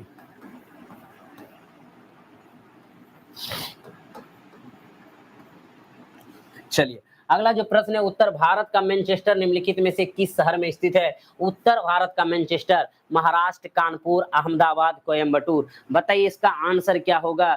यानी कि उत्तर भारत का मैनचेस्टर निम्नलिखित में से किस शहर में स्थित है? तो उत्तर भारत का जो मैनचेस्टर है वो कानपुर में स्थित है। तो आंसर क्या हो जाएगा मेरे प्यारे साथी? इसका कानपुर हो जाएगा। तो आप आंसर क्या लगा देंगे? कानपुर लगा देंगे। अगर पूछा जाता भारत का मैनचेस्टर क्या है तो बताएंगे भैया भारत का अगर मैनचेस्टर बताया जाएगा तो हम लगाएंगे अहमदाबाद। यानी कि भारत का जो है अगर पूछा जाए मैनचेस्टर कहाँ है तो हम लगाएंगे क्या? तो लगाएंगे मेरे प्यारे साथियों वो अहमदाबाद। अगर उत्तर भारत का मैनचेस्टर पूछेगा तो लगाएंगे कानपुर। आगे, देवी अहिल्याबाई अंतर्राष्ट्रीय हवाई अड्डा निम्नलिखित में से किस शहर में स्थित है? देवी अहिल्याबाई अंतर्राष्ट्रीय हवाई अड्डा निम्नलिखित में से किस शहर में स्थित है? इसका आंसर आप सब फटाफट देते जाइए। देवी अहिल्याबाई अंतर्राष्ट्रीय हवाई अड्डा कहाँ है? इंदौर है। इंदौर कहाँ पे? मध्य प्रदेश में यानी एमपी में है। तो आप लगा देंगे इंदौर। चलिए आगे बढ़ते हैं। म्यांमार के साथ निम्न में से कौन सा राज्य सीमा साझा नहीं करता है? म्यांमार के साथ कौन सा राज्य जो है सीमा को साझा नहीं करता है? इसका आंसर एकदम आप सब दीजिए, फटाफट आंसर दीजिए।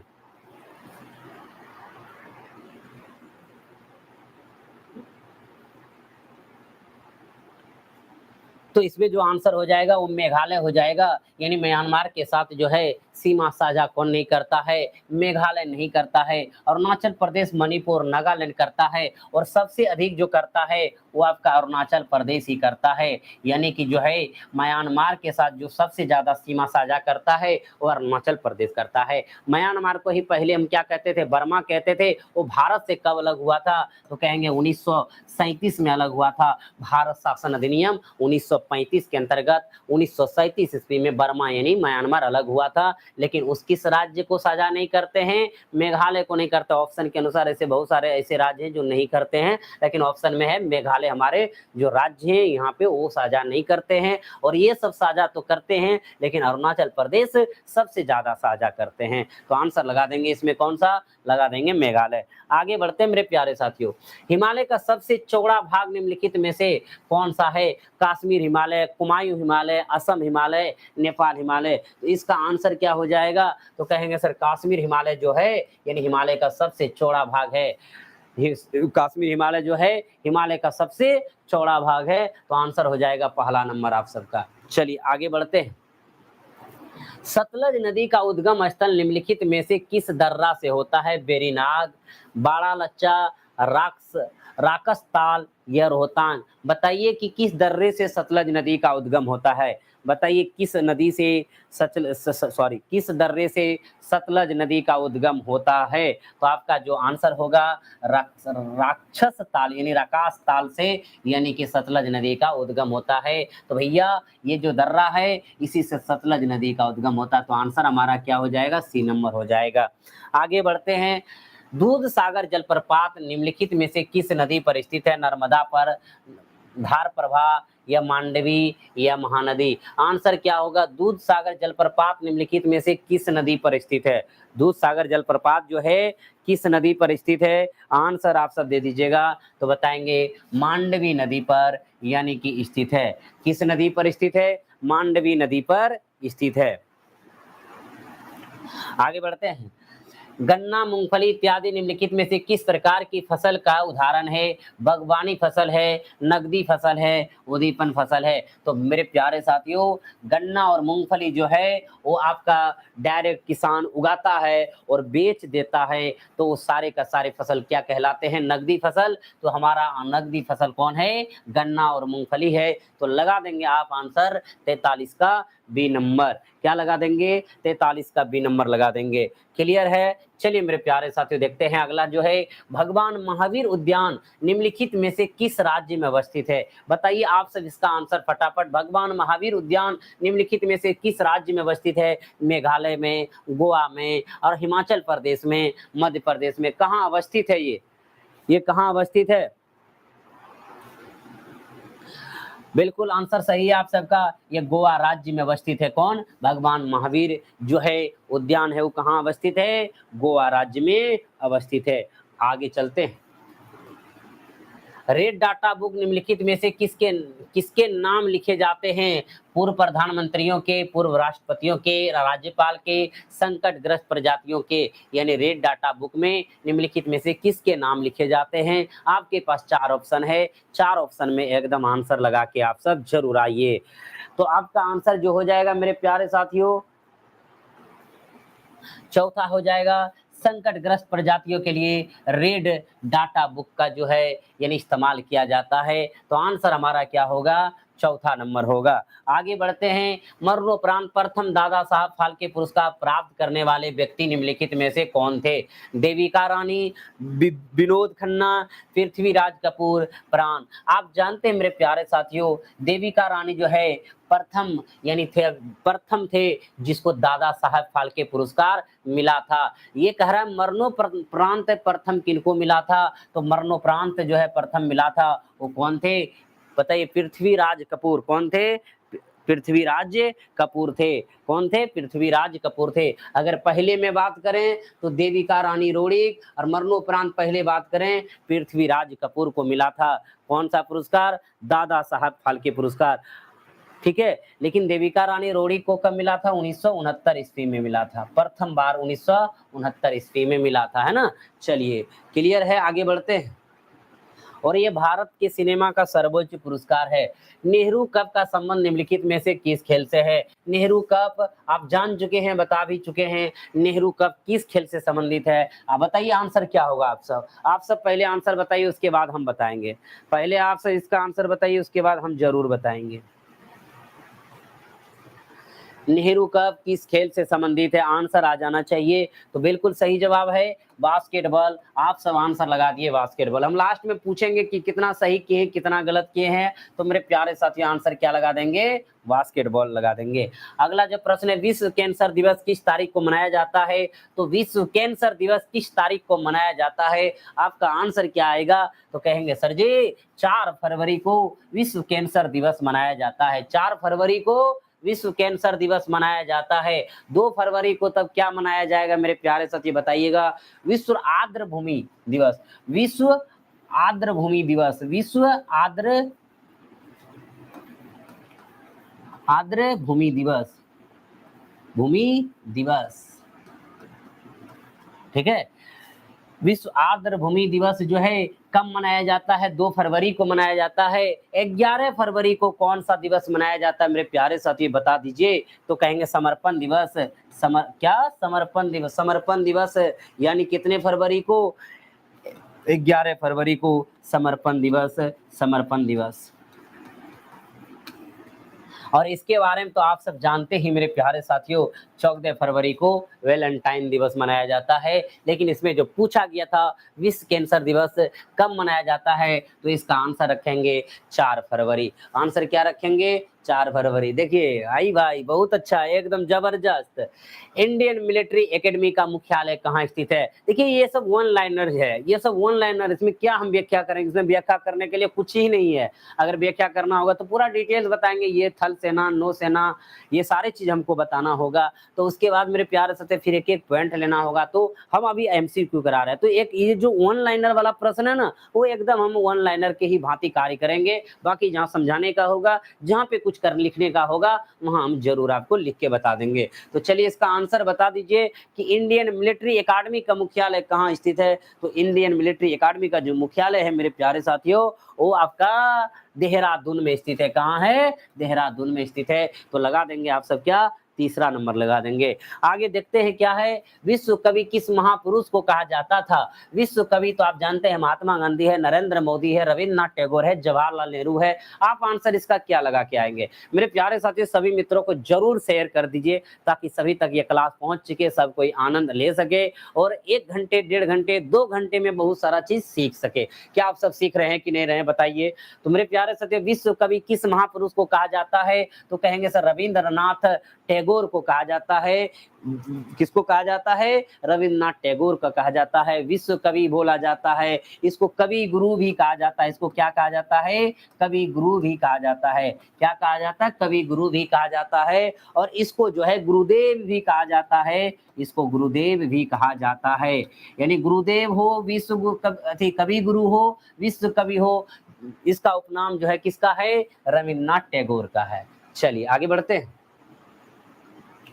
1707 ईस्वी में औरंगजेब की मृत्यु के बाद निम्नलिखित में से कौन मुगल का अगला शासक बना था? 1707 ईस्वी में औरंगजेब की मृत्यु हो जाती है। उसके बाद मुगल सम्राट कौन बना था? ऑप्शन है मोहम्मद शाह, अगला ऑप्शन है बहादुर शाह, फिर है बहादुर शाह द्वितीय, फिर है फर्रुखसियार। बताइए कौन है? इसका आंसर आप सब फटाफट दीजिए मेरे प्यारे साथी, एकदम दीजिएगा आंसर इसका क्या होगा।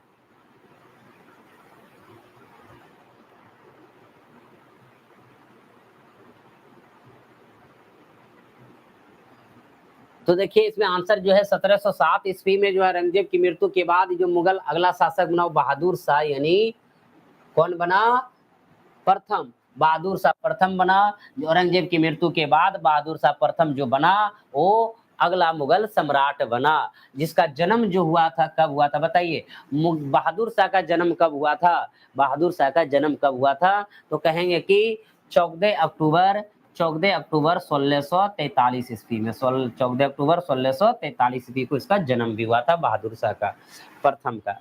चलिए क्लियर है। इसका कार्यकाल कितने वर्षों रहा? देखिए कार्यकाल कितने समय तक रहा? तो 1707 में वो मृत्यु हो गया औरंगजेब और उनके बाद 1712 तक इसका कार्यकाल रहा। किसका? बहादुर शाह प्रथम का कार्यकाल रहा। बिल्कुल एकदम सही जवाब आप सबका आ रहा है। चलिएगा मेरे प्यारे साथियों आगे बढ़ते हैं। पानीपत का दूसरा युद्ध किसके किसके बीच हुआ था? तो ये आप जानते हैं पानीपत का जो दूसरा युद्ध हुआ था कब हुआ था मेरे प्यारे साथियों? बता दीजिए कब हुआ था पानीपत का दूसरा युद्ध? तो कहेंगे सर 1556 ईस्वी में हुआ था। कब हुआ था? 1556 ईस्वी में हुआ था। अगर डेट देखा जाए 5 नवंबर 1556 ईस्वी में हुआ था। किसके बीच हुआ था? तो कहेंगे सर अकबर और हेमू के बीच हुआ था। अकबर और हेमू के बीच हुआ था। किसके बीच हुआ था? अकबर और हेमू के बीच हुआ था। तो देखिएगा यहाँ ऑप्शन है अकबर और हेमू, तो कहेंगे चौथा नंबर क्या हो जाएगा? इसका आंसर हो जाएगा। तो आप सब क्या लगा देंगे? चौथा नंबर लगा देंगे, है ना मेरे प्यारे साथियों। यानी पानीपत के दूसरे युद्ध में किसकी विजय हुई थी? तो भैया अकबर की विजय हुई थी, अकबर की जीत हुई थी। एकदम आप सब याद रखिएगा अकबर की जीत हुई थी। और ये कहा भी जाता है कि विक्रमादित्य का जो है अंतिम उपाधि जो लिया था भैया वो कौन था? 14वां लिया था। किसने? यानी किसने लिया था बताइए? हेमू। चलिए हेमू। आगे बढ़ते हैं।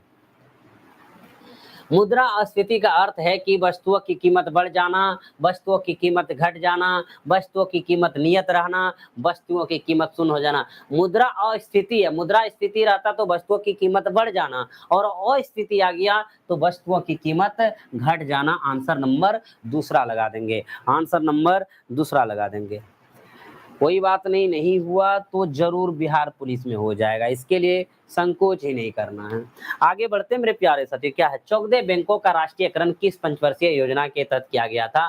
तो आपको पता है चौगदे बैंकों का राष्ट्रीयकरण जो है कब हुआ था? 1969 ईस्वी में हुआ था। अब बताइए 1969 ईस्वी में कौन सी पंचवर्षीय योजना चल रहा था? तो हम बात कर लें कि पंचवर्षीय योजना की जो शुरुआत हुई थी 1951 ईस्वी में हुई थी। 1951 से 56 तक चला था पहला पंचवर्षीय योजना।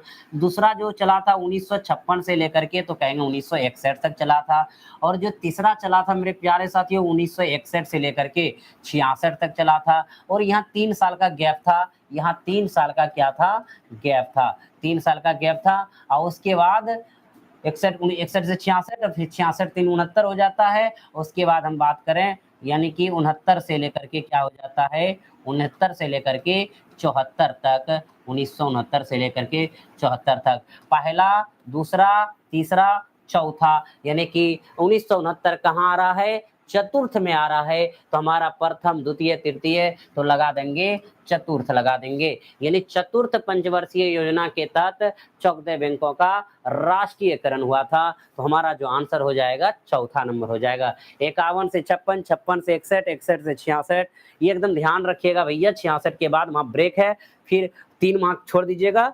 67, 68, 69, 69 दो बीच में छूट जाता है, गैप तो होता है 66 और 67 और 68 का, लेकिन हम वहाँ पे रेंज ले लिए 1969 से 1974, जो होगा वो चौथा हो जाएगा। आगे बढ़ते हैं, और इसमें कोई सवाल जवाब अगर किसी के मन में आए तो जरूर बताइएगा। लेकिन चतुर्थ पंचवर्षीय योजना पूछा भी जाता है मेरे प्यारे साथी, किस मॉडल पर आधारित था, तो कहिएगा गॉडगिल मॉडल पर आधारित था। किस मॉडल पे आधारित था, गॉडगिल मॉडल पे आधारित था, गॉडगिल मॉडल पे आधारित था, ठीक है, गॉडगिल मॉडल पे आधारित था। आगे बढ़े, चलिए अगला जो प्रश्न है, निम्नलिखित में से कौन सा कर अप्रत्यक्ष कर का उदाहरण है। अप्रत्यक्ष कर, अप्रत्यक्ष मतलब डायरेक्ट नहीं देना, प्रत्यक्ष रूप से नहीं देना। तो यहाँ पे निगम कर, संपत्ति कर, उपहार कर, ये सब डायरेक्ट है। भूराजस्व कर जो है यानी कि उदाहरण है आपका कौन, अप्रत्यक्ष कर का उदाहरण है। तो आंसर जो लगा देंगे वो भूराजस्व कर लगा देंगे। चलिए मेरे प्यारे साथियों आगे बढ़ते हैं। अर्थशास्त्र चुनाव का विज्ञान है, निम्न में से किसका कथन है। ये कथन आपको याद रखना पड़ेगा। अर्थशास्त्र चुनाव का विज्ञान है, निम्न में से किसका कथन है, तो एकदम याद है सभी को, रॉबिन्स का ये कथन है कि अर्थशास्त्र जो है चुनाव का विज्ञान है। क्या है, चुनाव का विज्ञान है। तो ये आंसर क्या लगा देंगे, रॉबिन्स लगा देंगे। चलिए आगे बढ़े। निम्नलिखित में से किस अनुच्छेद के तहत लोक नियोजन के विषयों पर अवसर की समानता की चर्चा की गई है। निम्नलिखित में से किस अनुच्छेद के तहत लोक नियोजन के विषयों पर अवसर की समानता की चर्चा की गई है। तो आप इसका आंसर एकदम फटाफट दे दीजिए, इसका आंसर क्या करिए, फटाफट दे दीजिए। तो इसका आंसर जो हो जाएगा मेरे प्यारे साथियों, अनुच्छेद 16 के अंतर्गत, अनुच्छेद 16 के अंतर्गत लोक नियोजन के विषयों पर अवसर की समानता का चर्चा किया गया है। तो अनुच्छेद 16 हो जाएगा। आप बताइए अनुच्छेद जो 17 है किसका वर्णन करता है। अनुच्छेद जो 17 है किसका वर्णन करता है, तो कहेंगे अस्पृश्यता का वर्णन करता है, छुआछूत है ना, का वर्णन है। अस्पृश्यता का वर्णन करता है, यानी छुआछूत। आप बताइए कि अनुच्छेद 18 क्या करता है, बताइए। अनुच्छेद 18, अनुच्छेद 18 में किसका वर्णन मिलता है, ये हम आपसे अगर पूछें अनुच्छेद 18 में किसका वर्णन मिलता है, तो कहेंगे सर जी उपाधियों का अंत है। क्या है, उपाधियों का अंत है, उपाधियों का अंत है, उपाधियों का अंत है, ठीक है।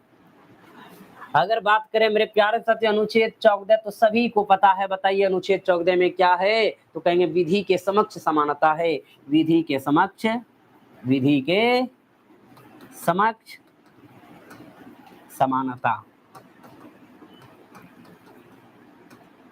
चलिए आगे बढ़ते हैं। हड़प्पा सभ्यता के काल सर जॉन मार्शल के अनुसार क्या बताया गया है। हड़प्पा सभ्यता के काल सर, हड़प्पा जो सभ्यता का काल है सर जॉन मार्शल के अनुसार जो है क्या बताया गया है।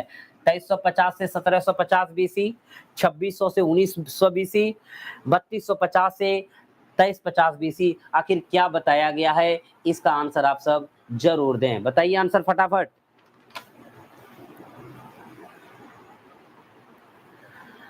सन जॉन मार्शल के अनुसार यानी 3250 से, यानी जो बताया गया है वो 2750 बताया गया है, यानी बीसी इसमें है नहीं, है क्या 3250 2350 है, 32 नहीं है, नहीं है, तो आंसर लगा देंगे इनमें से कोई नहीं, यानी 3250 से 2750, 3250 से 2750 बिल्कुल सही है भाई, एकदम सी मार रहे हो आप सब। कैसे 2350 है, 32 से 2750 लगाइए बीसी।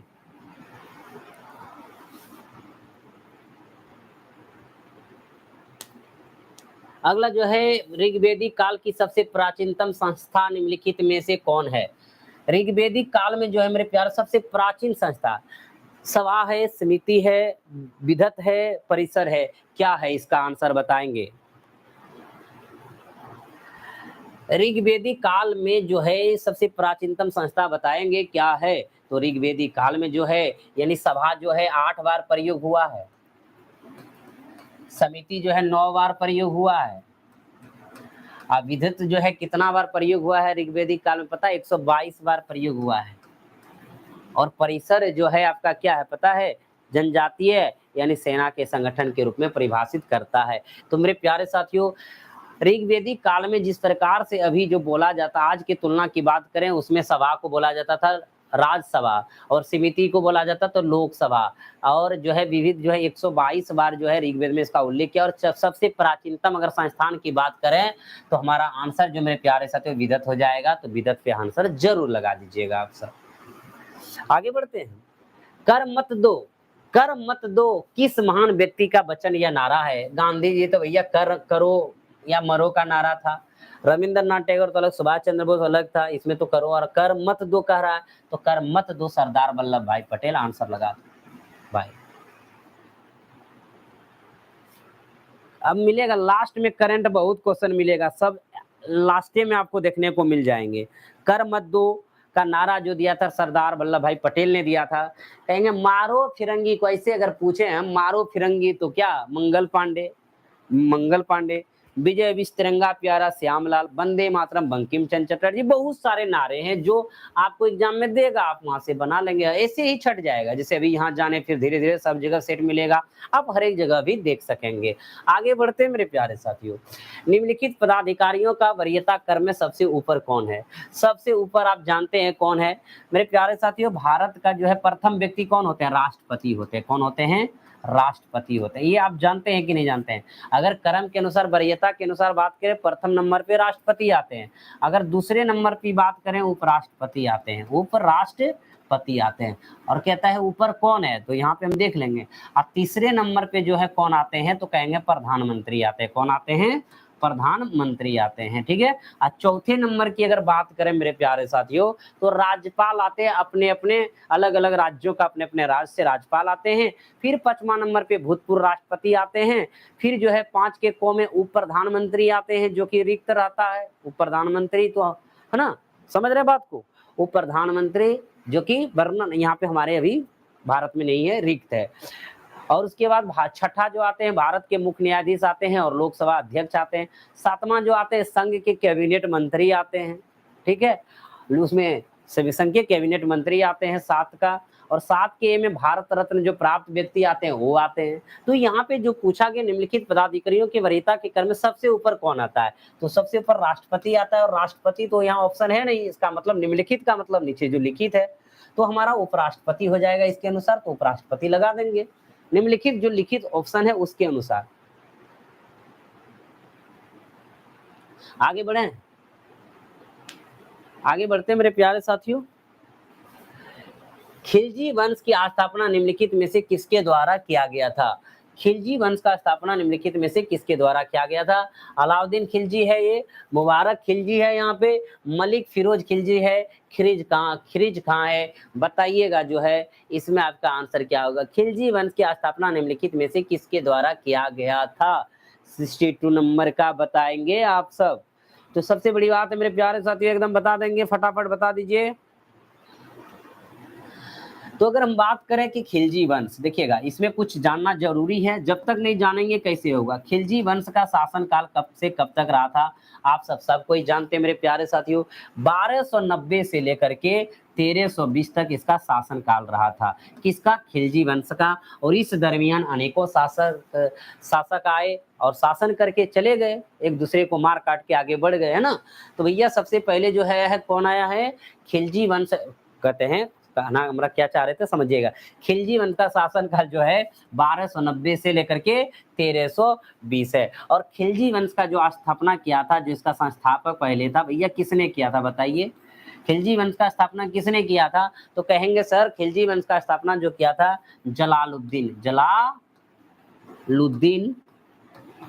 खिलजी ने किया था। जलालुद्दीन खिलजी ने किया था। कितना ईस्वी में किया था? तो कहिए भैया ये जो 1290 ईस्वी में जलालुद्दीन खिलजी ने खिलजी वंश का स्थापना किया था। लेकिन यहाँ पे जलालुद्दीन खिलजी है क्या? अलाउद्दीन खिलजी, मुबारक खिलजी, मलिक फिरोज, बताइए क्या इसमें आंसर होगा खिलजी का? तो इसमें मेरे प्यारे साथियों आप बताएंगे कि इसमें जो है मलिक फिरोज जो नाम है वो जलालुद्दीन खिलजी का ही नाम है। तो आपका आंसर क्या हो जाएगा? मलिक फिरोज हो जाएगा। क्या हो जाएगा? मलिक फिरोज हो जाएगा, यानी जलालुद्दीन खिलजी का ही यह नाम है। समझ रहे हैं बात को? अब जो है मलिक फिरोज जो है कब से कब तक रहा? देखिए इसका शासन काल तो 1290 से लेकर 1320 तक रहा। किसका? खिलजी वंश का। लेकिन जलालुद्दीन खिलजी कब तक अपनी गद्दी पर बैठा रहा? तो मेरे प्यारे साथियों 1290 से लेकर के 1296 ईस्वी तक ये गद्दी संभाले रखे, यानी गद्दी पर बने रहे जलालुद्दीन खिलजी। ठीक है, समझ गए बात को? इसमें किसी को दिक्कत है क्या? और पता है कि 1296 ईस्वी में, देखिएगा 1296 ईस्वी में ही इसकी हत्या हो जाती है। और हत्या किसके द्वारा होती है भाई? दामाद और भतीजा, दामाद और भतीजा इनका जो है कौन है पता है? भतीजा। इसका जो दामाद और भतीजा है अलाउद्दीन खिलजी द्वारा हो जाता है। अलाउद्दीन खिलजी द्वारा हो जाता है इनकी हत्या। किनकी हत्या? इन जलालुद्दीन फिरोज खिलजी का। उसके बाद 1296 में इनकी यानी कि मृत्यु हो जाती है। उसके बाद गद्दी पर बैठते हैं अलाउद्दीन खिलजी।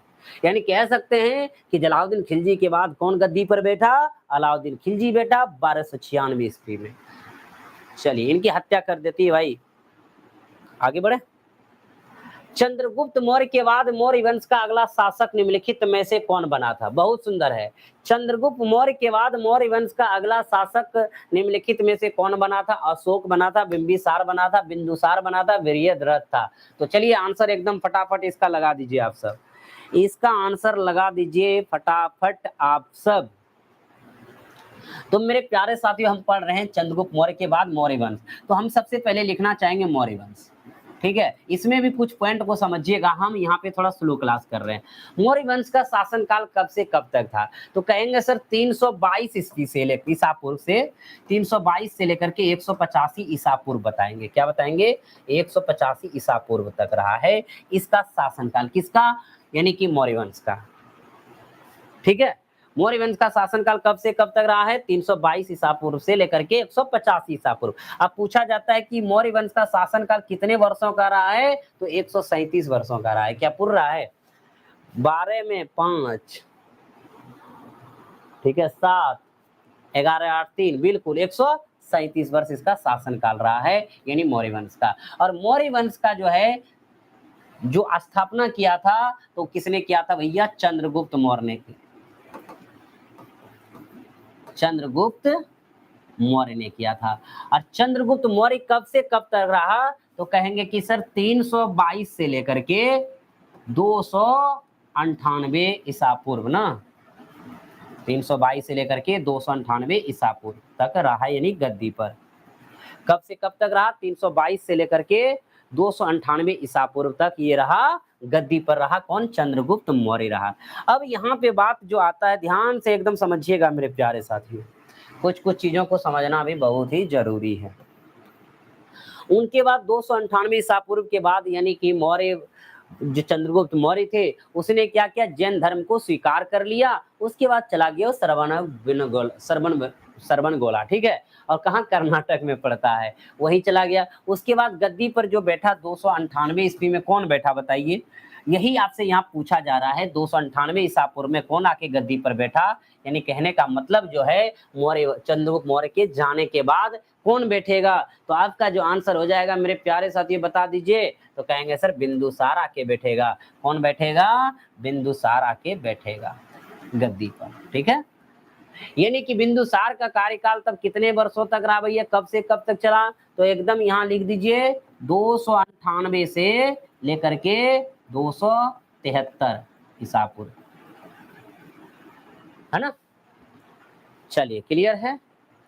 और आपको पता है बिंदुसार का जो उपनाम है अमित्रघात के नाम से भी बिंदुसार जाना जाता है, सिंहसेन के नाम से भी बिंदुसार जाना जाता है। तो इसमें जो हमारा आंसर था वो हो गया बिंदुसार।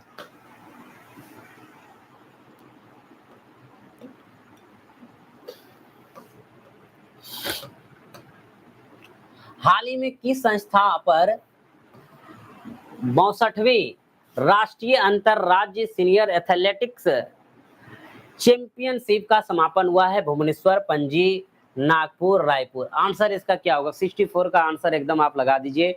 कलिंगा स्टेडियम, यानी कलिंगा स्टेडियम में 62वीं राष्ट्रीय अंतरराज्यीय सीनियर एथलेटिक चैंपियनशिप का समाप्त हुआ था। और ये कलिंगा कहाँ है? तो कहेंगे सर भुवनेश्वर में है। तो आंसर लगा देंगे पहला नंबर। चलिए आगे बढ़ते हैं। 504 विद्यार्थियों वाली कक्षा में लड़कों तथा लड़कियों की संख्या का अनुपात 13:11 है। यदि 12 लड़कियां और प्रवेश लेती है तो उस कक्षा में लड़कों तथा लड़कियों का अनुपात ज्ञात करें। 504 विद्यार्थियों का कक्षा है जिसमें आप लड़का भी देखते हैं और लड़की भी देखते हैं, तो कितना है? 504 है। जिसमें अनुपात जो दिया है वो लड़का लड़की का कितना दिया है? 13:11 दिया हुआ। यानी जो कहने का अर्थ है कि 13 के अनुपात में लड़का है और 11 के अनुपात में लड़की है। और 13-11 की बात करें तो 24-24 बराबर ही टोटल कितना है मेरे प्यारे साथियों? 504 है। कटा देते हैं, 6 चौक 24, 8 छक 48, 6 चौक 24 कटा देंगे तो 1 बराबर हो जाएगा 4 दूनी 8, 4 1 4, इतना 21। 1 बराबर 21 तो 13 बराबर कितना? 13 का 13, 13 दूना 26, 1 27, 273, 11 यानी 2 1 2 1 3 हो जाता है 231। यानी कि 504 में से लड़का जो है 273 है और लड़की क्या है? 231 है। आगे भाषा क्या लिखा है? यदि 12 लड़कियां और प्रवेश ले लेती है, 12 लड़की और आ जाएंगे, यानी 12 लड़की इसके साथ जुड़ जाएंगे, तो उस कक्षा में लड़कों और लड़कियों का अनुपात क्या होगा? लड़का ज्यों का तो रह गया, 273 ही रह गया। लड़की जुट करके 2 1 3 3 1 4, 243 हो गया। अनुपात चाहिए, अनुपात निकाल लेंगे। अब अनुपात आप सब भी इसको कर सकते हैं मेरे प्यारे साथियों। अगर 9 से लगाएं, 9 देखिएगा 9 3 से लगाएंगे ना, हाँ 9 तिया 27, 3 1 3, 8 तिया 24, 3 1 3, 3 से लगा दिए, यानी कि आपका जो आंसर हो जाएगा 91 81। 91 81 कितने नंबर ऑप्शन में है? पहला नंबर ऑप्शन में है। क्लियर है मेरे प्यारे साथियों? मजा आ रहा है? बताइए, आनंद मिल रहा है कि नहीं मिल रहा है? और हमारे जो बहुत सारे ऐसे मेरे मित्रगण होंगे, साथीगण होंगे जो आज पूजा अर्चना करने के लिए गए होंगे। क्या सावन का सावन का जो है लास्ट दिन है, पूर्णिमा है कल को, तो सब कोई क्या करेंगे मेरे प्यारे साथियों? पूजा पाठ पे ध्यान देंगे, है ना। चलिए इसका आंसर लगा देते हैं, हम इंग्लिश को स्किप करते हैं, सी नंबर लगा देते हैं। हाल ही में निम्नलिखित में से कौन सा फुटबॉल क्लब सबसे मूल्यवान फुटबॉल क्लब बना? तो मेरे प्यारे साथियों, मैनचेस्टर यूनाइटेड को हटा करके यानी रियल मैड्रिड जो है यानी कि सबसे मूल्यवान फुटबॉल क्लब बना। बी नंबर आंसर एकदम याद रखिएगा आप सब। हिमांशु जी कैसे हैं आप? क्लास का आनंद ले रहे हैं आप? मजा आ रहा है कि नहीं आ रहा? बताइएगा। चलिए मौका मिले तो मेरे प्यारे साथियों ताड़ दीजिए, इस बार एग्जाम को एकदम निकाल के आइए। अंधेरी नगरी चौपट राजा नाटक किसके द्वारा लिखा गया है? अंधेरी नगरी चौपट राजा। तो भैया अंधेरी नगरी चौपट राजा बताइए कौन लिखा है? तो इसका आंसर एकदम आपको देखने को मिलेंगे। क्या मिलेंगे? लगा देंगे आंसर आप सब, बताइए। तो कहेंगे सर भारतेंदु हरिश्चंद्र। भारतेंदु हरिश्चंद्र, तो आंसर क्या हो जाएगा? भारतेंदु हरिश्चंद्र हो जाएगा। उसका जो है प्रेम मालिका भी लिखा हुआ पुस्तक है, चंद्रावली भी है, प्रेम तरंग भी है, जो कि भारतेंदु हरिश्चंद्र ने लिखा है। आगे बढ़ते हैं। निम्न में से कौन सी घटना सबसे पहले घटित हुई थी? असहयोग आंदोलन, स्वाधीनता दिवस की घोषणा, नमक सत्याग्रह, जलियांवाला बाग हत्याकांड। तो भैया सबसे बड़ी बात है, सबसे पहले बात अगर आ जाए तो आप ही सब बताइए क्या आंसर होगा। सबसे पहले कौन सी घटना घटी थी? बताइए सबसे पहले कौन सी घटना घटी थी? तो कहेंगे सर जलियांवाला बाग हत्याकांड 1919 ईस्वी में घटी थी। ठीक है। और अगर बात करें उसके बाद कौन घटी थी भैया, तो कहेंगे असहयोग आंदोलन की घटना घटी थी ना। असहयोग आंदोलन कब? तो आप सभी को याद होगा कि असहयोग आंदोलन जो है 1920। तो सबका डेट भी लिख देते हैं, डेट अगर याद रहेगा तो अच्छा रहेगा। 1 अगस्त, तो भैया ये 1 अगस्त, ये वाला जो है 1 अगस्त 1920 में। और ये पता है 13 अप्रैल, ये तो आप सब जानते ही, तो भूल ही नहीं सकते मेरे प्यारे, सब भयानक घटना था 13 अप्रैल यानी 1919 ईस्वी में। नमक सत्याग्रह आप सभी को पता है 1930 ईस्वी में 12 मार्च से लेकर के 6 अप्रैल तक चला था। और यह घटना क्या था, 1930 ईस्वी का था। और स्वाधीनता दिवस की जो घोषणा है सबसे पहली बार की अगर बात करें तो 1930 में ही हुआ था, 2 जनवरी 1930 ईस्वी में। लेकिन आज़ादी के समय भी स्वाधीनता दिवस यानी घोषणा हुआ था 1947 में। चलिए, बिल्कुल सही जवाब है। तो आपका आंसर आ गया जलियांवाला बाग हत्याकांड। आगे बढ़ते हैं। निम्नलिखित में से कौन सा देश बहुपक्षीय सैन्य अभ्यास ओरियन की मेजबानी कर रहा है, और ओरियन की जो मेजबानी कर रहा है भैया बहुपक्षीय अभ्यास, तो हमारा फ्रांस है। तो आंसर लगा देंगे फ्रांस। ये करंट है, इसमें कोई तकलीफ ही नहीं होना चाहिए। एक पिता और एक पुत्र की आयु 10 वर्ष बाद 5:3 के अनुपात में होगी, जबकि 10 वर्ष पूर्व इनका अनुपात 3:1 था। पुत्र तथा पिता की वर्तमान उम्र का अनुपात क्या होगा? बहुत ही सुंदर प्रश्न है। तो देखिएगा मेरे प्यारे साथी, क्या है, एक पिता है तो पिता रख दिए, एक पुत्र है तो एक पुत्र रख दिए। कहते हैं कि 5:3 के अनुपात में होगी, 5:3 के अनुपात में होगी। कब? 10 वर्ष बाद होगी, 10 साल बाद होगी, देख लेंगे 10 साल बाद होगी। उसके बाद जबकि 10 वर्ष पूर्व इनका अनुपात, 10 वर्ष पूर्व की बात करें, 10 वर्ष बिफोर की बात करें, इनकी अनुपात जो है 3:1 है। तो ये चीज मेरे प्यारे साथियों समझिएगा, 10 साल बाद से अगर हम 10 साल पहले जाएंगे तो कितना का अंतर होगा? तो कहेंगे सर 20 साल का अंतर होगा, क्योंकि 10 साल से बाद से वर्तमान जाएंगे, वर्तमान से फिर 10 साल पीछे जाएंगे। अगर यहाँ से बात करें तो 10 साल पहले है तो वर्तमान जाने में 10 साल, फिर 10 साल बाद यानी 10-10 20 साल, यानी आफ्टर बिफोर रहे तो जुटेगा। तो कितने वर्ष का अंतर है? 20 वर्ष का अंतर है। और यही 20 वर्ष में देखिएगा अनुपात कितना परिवर्तन हुआ, पहले 3 से 1 आए, 5 से 3 गए, तो ये बाद है, ये पहले है, तो इधर घटेगा ही। 3 में 1 गया 2, 5 में 3 गया, यही 2 का अंतर कितना हो गया?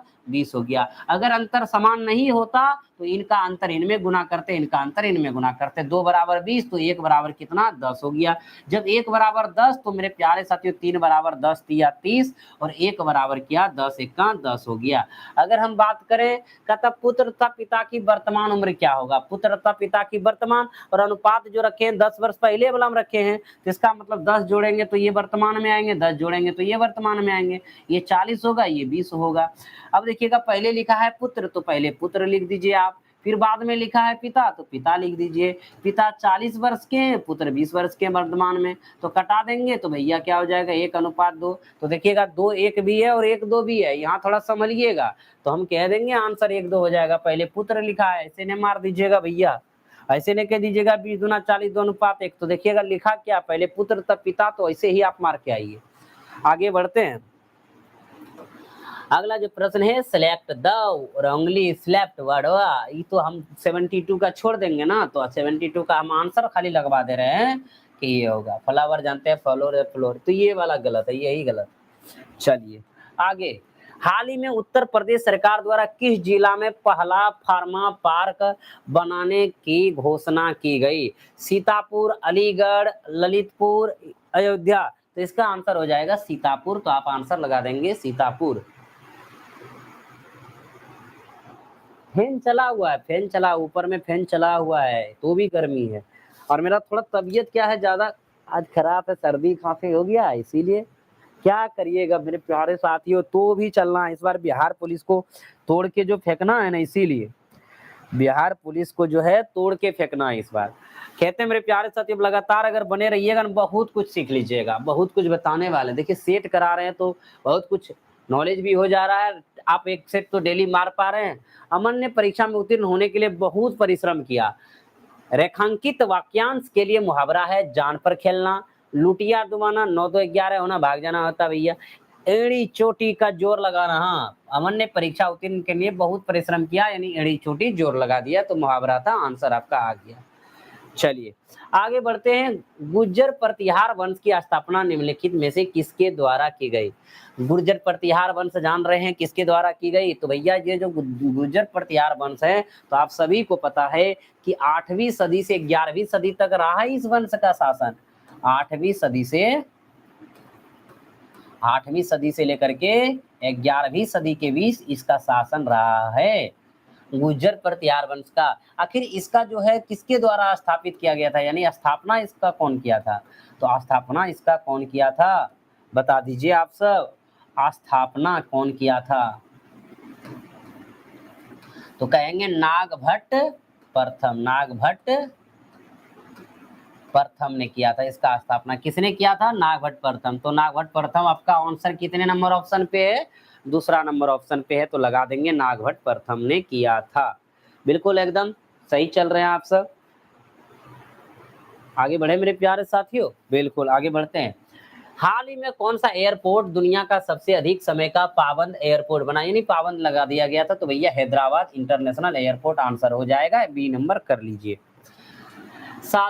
हाँ, 7 दी गई संख्याओं में पहले 4 संख्या का औसत 4 है और अंतिम 4 संख्या का औसत भी 4 है। सभी 7 संख्या का औसत 3 है, तो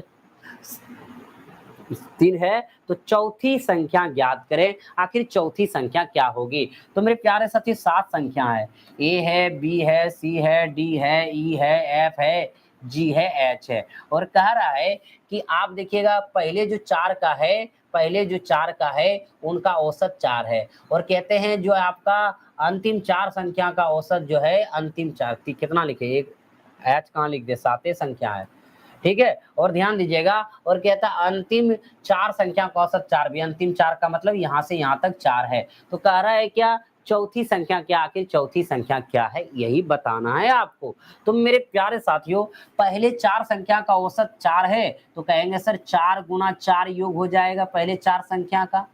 अंतिम 4 संख्या का औसत भी 4 है, तो अंतिम संख्या 4 का योग हो जाएगा 4 गुना 4, औसत गुना संख्या योग। टोटल हमारा योग क्या संख्या का इधर होगा, 8 संख्या का। और 7 संख्या का औसत कितना दिया है, तो कहेंगे सर 3 दिया है, तो योग हो जाएगा 7 संख्या का कितना, 7 दिया 21। इधर देखिएगा कितना, ये टोटल कितने संख्या, 8 संख्या का योग, ये टोटल कितने संख्या का योग, 7 संख्या का योग। तो 8 में से 7 संख्या घट जाएगा, तो एक संख्या कोई ना कोई बचेगा कि नहीं बचेगा, तो वही एक संख्या क्या होगा, चौथी संख्या हो जाएगा। तो देखिएगा 4 चौक 16, 4 चौक 16 32, अब 32 में घटा दीजिए 21, तो हो जाएगा 11। आंसर आपका क्या 11 है? तो कहेंगे यस सर, हमारा तीसरा नंबर पे है, लगा देंगे आंसर। चलिए आगे बढ़ते हैं। 78 नंबर प्रश्न मेरे प्यारे साथियों, 4 नंबर लगा दीजिए इसका आंसर। अब देख लीजिए अंग्रेजी खुद। आगे बढ़ते हैं। हाल ही में किस रेलवे जोन ने शहीदों के नाम पर ट्रेनों के इंजन का नामांकन किया है? यानी मेरे प्यारे साथियों कह सकते हैं कि बहुत अच्छा ये पहल है कि शहीदों के लिए जो है इंजन जो है उसी के नाम पर यानी रख दिया है। तो भैया ये कौन सा रेलवे ने किया, किस रेलवे जोन ने किया है? तो आंसर आपका हो जाएगा उत्तर रेलवे। तो लगा देंगे आंसर क्या, उत्तर रेलवे लगा देंगे। चलिए आगे बढ़ते हैं। थोड़ी चीनी चाय में डाल दीजिए, थोड़ी चीनी चाय में डाल दीजिए, थोड़ा डाल दीजिए, किस विशेषण के उदाहरण है? तो भैया थोड़ा डालिए, कुछ डालिए, तो परिणाम को बोध कर रहा है ना, तो यहाँ पे जो आंसर हो जाएगा वो परिणाम वाचक हो जाएगा। तो आंसर नंबर क्या हो गया, बी हो गया। आगे बढ़े।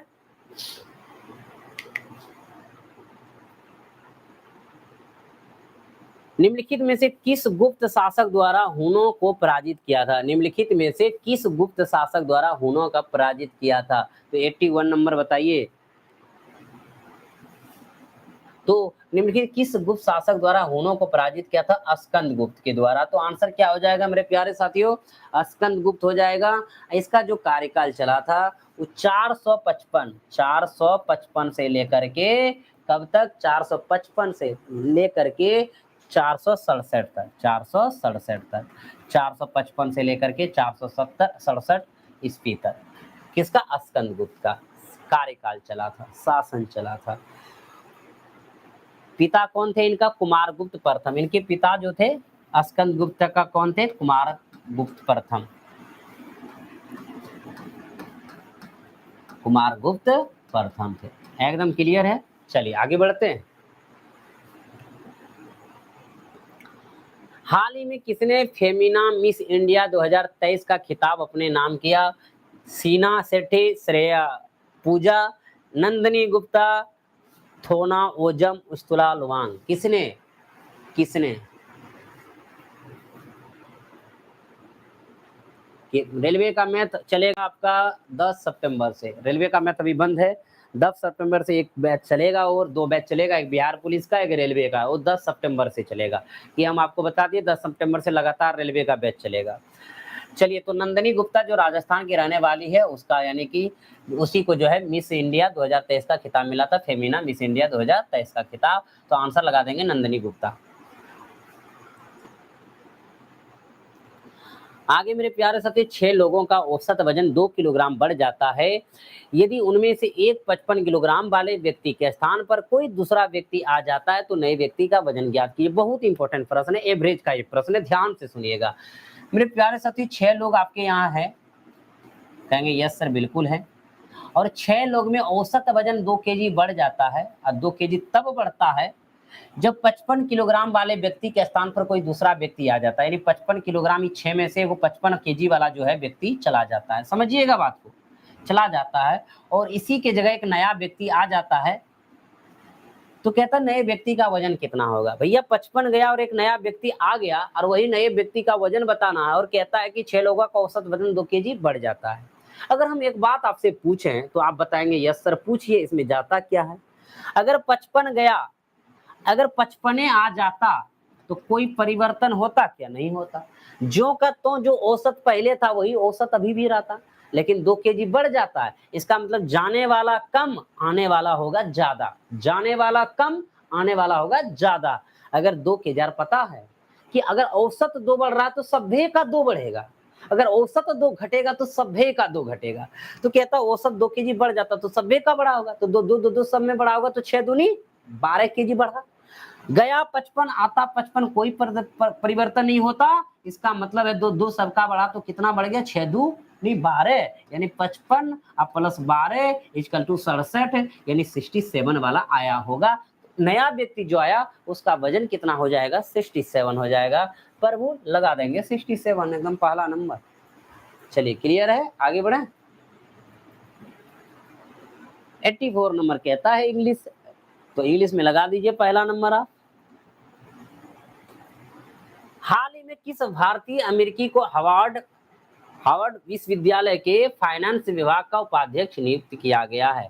तो भैया इसमें तो बहुत आंसर है। तो आप सभी को पता है रितु कालरा जी को यानी कि नियुक्त किया गया उपाध्यक्ष के रूप में। तो आप आंसर लगा देंगे नीतू कालरा जी, है ना, कालरा जी, रितु कालरा जी। आगे चलते हैं। निम्नलिखित में से कौन सा शब्द तत्सम नहीं है? तो भैया तत्सम नहीं है, बता दीजिए इसका आंसर। तत्सम नहीं है। तत्सम का मतलब समझते हैं ऐसे शब्द जो बिना किसी परिवर्तन के संस्कृत से हिंदी में शामिल किए गए हैं, यानी कोई बिना परिवर्तन का संस्कृत से इसको हिंदी में शामिल किया जाए तो उसको बोलते हैं तत्सम। और इसमें कह रहा तत्सम कौन नहीं है, यानी 3 इसमें तत्सम है और 1 तत्सम नहीं है। तो आंसर इसका बताइए तो क्या होगा? तो भैया घोटक चक्र गृह, ये आपका जो है डायरेक्ट हिंदी में, संस्कृत से हिंदी में आया है, ठीक है, वो संस्कृत वर्ड है, इसलिए वो सारे हैं। चना आपका जो है आंसर हो जाएगा, यानी ये तत्सम नहीं है। यानी तत्सम का परिभाषा याद रखिएगा, ऐसे शब्द जो बिना किसी परिवर्तन के संस्कृत से डायरेक्ट हिंदी में शामिल हो गया, कोई परिवर्तन नहीं। जैसे देखिएगा घोटक चक्र गृह, ये सब संस्कृत वर्ड है और डायरेक्ट हिंदी में आया, तो इसीलिए ये सारे हमारा तत्सम है और ये हमारा तत्सम नहीं है, इसलिए हमारा चना लगा दो साइड आंसर। क्लियर है मेरे प्यारे साथी? बिल्कुल सही जवाब। आगे बढ़े। भारत में उच्चतम न्यायालय का उद्घाटन कब हुआ था? भैया भारत में जो है उच्चतम न्यायालय का उद्घाटन कब हुआ था? तो आप बताएंगे आंसर इसका, फटाफट आप सब जरूर बताएंगे कब हुआ था, एकदम बता दीजिए। पता है इसका जो गठन है 26 जनवरी, यानी आधारशिल जिसका कहते हैं 26 जनवरी 1950 ईस्वी में रखा गया था। लेकिन इसका जो उद्घाटन है मेरे प्यारे साथियों, उसका उद्घाटन हुआ था 28 जनवरी 1950, यानी आंसर हो जाएगा 28 जनवरी 1950। अगर आप पढ़ रहे हैं उच्चतम न्यायालय तो कुछ जानकारी आपको उच्चतम न्यायालय का रख लेना चाहिए। रखना चाहिए क्या नहीं, बोलिए? बिल्कुल रखना चाहिए। उच्चतम न्यायालय का जो गठन होता है वो आर्टिकल यानी अनुच्छेद कितने के तहत? तो सबसे पहली बात करेंगे अनुच्छेद 124 के तहत होता है, यानी जिसको आप सर्वोच्च न्यायालय कहते हैं, ठीक है। और ये जिसको हम कहते हैं उच्चतम न्यायालय, उसको आप सर्वोच्च न्यायालय भी बोलते हैं। इसका जो गठन होता है वो अनुच्छेद 124 के अंतर्गत होता है। और आप में जानते हैं वर्तमान में इसमें न्यायाधीश कितना होते हैं? वर्तमान की अगर बात करें मेरे प्यारे साथियों, वर्तमान की अगर बात करें कितने इसमें न्यायाधीश हैं, तो कहेंगे 33 अन्य और 1 मुख्य, टोटल कितना हो जाएंगे? 34 न्यायाधीश होते हैं। टोटल 34 न्यायाधीश है वर्तमान में, ठीक है। और आपको पता है कि न्यायाधीश की नियुक्ति कौन करते हैं? राष्ट्रपति करते हैं। और वो अगर इस्तीफा भी देना चाहेंगे तो त्यागपत्र तो वो राष्ट्रपति को देकर के ही जाएंगे। क्लियर है? आंसर हमारा क्या हो गया? तीसरा हो गया। हाल ही में किस राज्य के मुख्यमंत्री में रियल इस्टेट एक्सपो 2023 का उद्घाटन किया है हरियाणा, पंजाब, हिमाचल प्रदेश, उत्तराखंड। आंसर बताइए इसका। करंट है और एक जगह आपको करंट मिल गया आप सब ना, तो आंसर जो लगा देंगे हिमाचल प्रदेश लगा देंगे। 605 ट्रॉफी कुछ बच्चों में बराबर बराबर इस प्रकार बांटी गई है कि प्रत्येक बच्चों को कुल संख्या के 20% के बराबर ट्रॉफी मिले। प्रत्येक बच्चों को कितने ट्रॉफियां मिली? बहुत ही सुंदर सवाल है, ध्यान दीजिएगा मेरे प्यारे साथियों। आप सब लाइक जरूर कर दीजिए। 605 ट्रॉफियां कुछ बच्चों में बराबर बराबर इस प्रकार बांटी गई, यानी 600 और 5 का 5 बांटी गई है, कुछ बच्चों में बराबर बराबर बांटी गई कि प्रत्येक बच्चों को कुल संख्या के 20% के बराबर ट्रॉफी मिले। यानी अगर प्रत्येक बच्चों को, अगर x बच्चा है तो एक बच्चे को भी x मिले हैं। एकदम समझिएगा बात को, जो हम बात करने वाले हैं समझिएगा, ठीक है। यानी प्रत्येक बच्चों को कुल संख्या के 20% के बराबर ट्रॉफी मिले, यानी बच्चों की संख्या के 20% के बराबर ट्रॉफी मिले, यानी जितने बच्चे उतने ट्रॉफी मिले हैं। बात को समझिएगा। तो हमारे पास बच्चे कितने, इसको छोड़ दीजिए, एक्स मानने की जरूरत भी नहीं है और नहीं मानेंगे ना बनाएंगे। अगर 605 ट्रॉफी है और कुल संख्या के 20% के बराबर ट्रॉफी मिले हैं, तो 605 का अगर 20% की बात करें, 20/100, 20 पंचे 100, देखिए बीमारी कहाँ से कहाँ आता है। 20 पंचे 100, इसको कटा देंगे, 12 पंचे 60 और 5 1 का 5, 121, यानी 121 ट्रॉफी। और 121 ट्रॉफी बटा है, 20% बटने का मतलब 121 ट्रॉफी बटा है और कहता बराबर बराबर में। इसका मतलब 121 का हम वर्गमूल निकाल देंगे। कहेंगे क्यों सर? पता है 11, यानी कि 11 होगा। 11 बच्चे 11 ट्रॉफी मिलेंगे, तो अगर यहाँ कितना हो जाएगा? 121 हो जाएगा। तो 121 यानी हमारा आ जाता है। तो हमारे पास जो बच्चों की संख्या ने ट्रॉफी कितनी मिली है प्रत्येक बच्चों के, तो कहेंगे प्रत्येक बच्चों के 11 ट्रॉफी मिले। आंसर देखिए इजी वे में निकाल लिया आप सब, बिल्कुल सही आंसर है मेरे प्यारे साथियों। धो डालिए सवालों को, आगे बढ़ते हैं। ये 90 नंबर प्रश्न आपको इंग्लिश मांग रहा है, तो भैया इंग्लिश में हम क्या कर देते हैं, इसको लगा देते हैं। सही क्या है गलत क्या है वो आप देख लीजिएगा। इंग्लिश वाले को हम स्किप दे कर रहे हैं, पहले ही बता दिए कि इंग्लिश हमें स्किप कर दे रहा है। हाल ही में भारत के राष्ट्रीय खेल के 37वें संस्करण का आयोजन किस राज्य में किया गया? मध्य प्रदेश, ओडिशा, हिमाचल प्रदेश, गोवा। बताइए आंसर बताइए। तो आंसर हो जाएगा मेरे प्यारे साथियों डी नंबर, गोवा। बिजली का पर्यायवाची शब्द निम्नलिखित में से कौन नहीं है?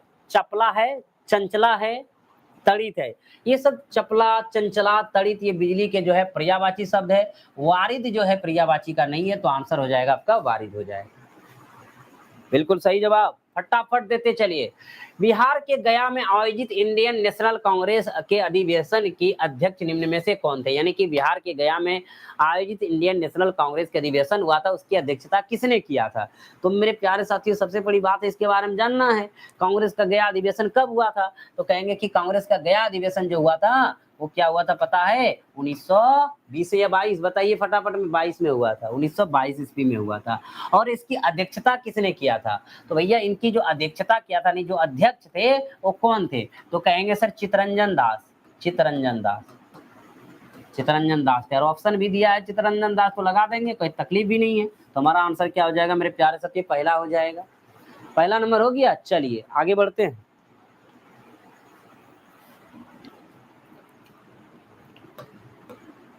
एक दुकानदार ने एक कुर्सी 2.1/2% हानि पर बेचा।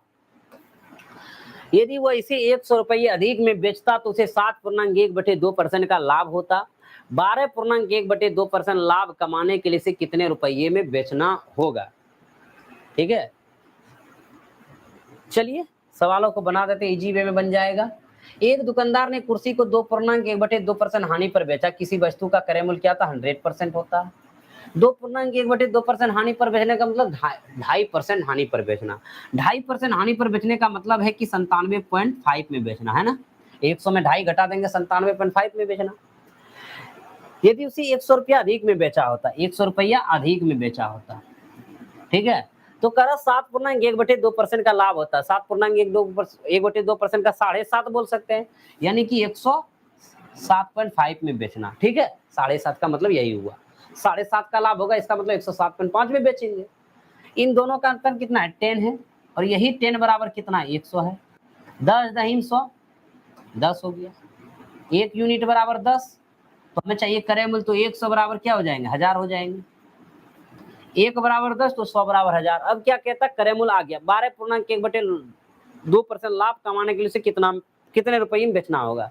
12.1/2% तो 12.5% लाभ कमाने के लिए, 12.5 का मतलब 12.5 में, इसका मतलब कितना में बेचेंगे, 112 में, 12.5 में, तो 112.5 में बेचेंगे, है ना, 12.5% लाभ कमाने के लिए, बटे 100 लिखिए, 00 1000 है, 00 कैंसिल, इसको गुना कर देंगे तो 1125 हो जाएगा। तो आंसर क्या हो गया, 1125 हो गया। लगा दीजिए मेरे प्यारे साथियों तीसरा नंबर। क्लियर है, बताइए। आगे बढ़ते हैं, अगला सवाल क्या कहता है, हाल ही में किस देश में भारतीय सेना की टुकड़ी ने बहुराष्ट्रीय शांति स्थापना संयुक्त अभ्यास एक्स खान क्वेस्ट 2023 में भाग लिया, कजाकिस्तान, इजराइल, मंगोलिया या जापान। आंसर बताइए, करंट है मेरे प्यारे साथियों, तो कहेंगे मंगोलिया में। आंसर क्या हो जाएगा, मंगोलिया हो जाएगा। आगे देखते हैं 96 का, लगा दीजिए सी नंबर। 5 वर्ष में 10,000 रुपये के देय ऋण पर सूद बट्टा 5% की दर से वर्तमान राशि ज्ञात कीजिए। वर्तमान राशि का मतलब धन आपको नहीं पता है, लेकिन 5 वर्ष में जो है क्या कह रहा है समझिएगा, 5 वर्ष में कह रहा है 5% की दर से 10,000 के देय ऋण पर, यानी ऋण चुकाते हैं जो 10,000, ठीक है, 10,000 ऋण चुकाते हैं, इसका मतलब वो अमाउंट हो जाता है। और ऋण चुकाने का मतलब है मूलधन के साथ ब्याज को भी लौटा रहे हैं, तो वही ऋण चुकाना होता है, इसका मतलब वो अमाउंट हो गया। 5% की दर से 5 वर्ष में, यानी वर्तमान मूल्य चाहिए, यानी धन चाहिए। तो मेरे प्यारे साथियों, समय गुना दर क्या होता है, ब्याज कहलाता है। इसका मतलब 25% क्या हो गया, ब्याज हो गया। अब 25% ब्याज का मतलब क्या होता है, 25/100 होता है, समझिएगा बात को। 25 चौके 100, यानी 4 धन तो 1 ब्याज, यानी 4 में से 1 ब्याज हो रहा है, तो मिश्र धन कितना हो रहा है, 5 हो रहा है टोटल। अब 5 बराबर कितना दिया है, तो कहेंगे सर 10,000 दिया हुआ है, एकदम समझिए मेरे प्यारे साथियों। कटा दीजिए, 5 दूनी 10, यानी 2,000 हो गया। तो इसमें भी 2 से 1 बराबर 2,000, तो 4 बराबर 4 दूनी 8,000, ये भी हो जाएगा। तो आंसर मेरा क्या हो गया, 8,000 हो गया। लगा दीजिए आंसर पहला नंबर पे। क्लियर है, चलिए आगे बढ़ते हैं। अगला प्रश्न कहता है 200 अंतरराष्ट्रीय मैच खेलने वाले प्रथम पुरुष फुटबॉलर कौन बने हैं, Lionel Messi, Robert Lewandowski, Cristiano Ronaldo, मोल्ला। तो कहेंगे भैया रोनाल्डो जो है 200 अंतरराष्ट्रीय मैच खेलने वाले प्रथम फुटबॉलर बन चुके हैं। आगे 99 नंबर प्रश्न में कहता है कि आंसर आप लगा दो, आंसर लगा दो भैया, देख लेना ये इंग्लिश है। आगे बढ़ते हैं, क्या कहता है, 350 मीटर लंबी रेलगाड़ी 50 किलोमीटर पर घंटे की चाल से 250 मीटर लंबी गुफा को कितने देर में पार कर लेगी। यानी मेरे प्यारे साथियों, आपको पता है ट्रेन वाला सवाल जब बनाते हैं, जितने समय में कोई रेलगाड़ी किसी गुफा को पार करे, किसी सुरंग को पार करे, किसी दूसरी रेलगाड़ी को पार करे, या इंजन को पार करे, या प्लेटफॉर्म को पार करे, या पुलिया को पार करे, उतने समय में ट्रेन अपनी लंबाई को भी पार करेगी और उनकी भी लंबाई को पार करेगी, यानी दोनों की लंबाई को पार करेगी। तो वही कह रहा है यहाँ पे कि आखिर कितने देर में पार कर लेगी। तो भैया आप जानते हैं लंबाई बराबर, यानी कि कहते हैं दूरी बराबर से हम लिख देते हैं, दूरी बराबर क्या जानते हैं, चाल गुना समय जानते हैं। समझिएगा, ऐसे ही बना दीजिएगा, चाल गुना समय जानते हैं। यानी दूरी किनकी पार होगी, तो 350 मीटर लंबी रेलगाड़ी भी पार होगी, 250 मीटर लंबी गुफा भी पार होंगे। तो 350 प्लस कितना, 250, कहेंगे यस सर। किस चाल से पार करेंगे, चाल है 54 किलोमीटर पर घंटा, और किलोमीटर पर घंटा तो ऑप्शन सेकंड में है, तो मीटर पर सेकंड में डालना होगा।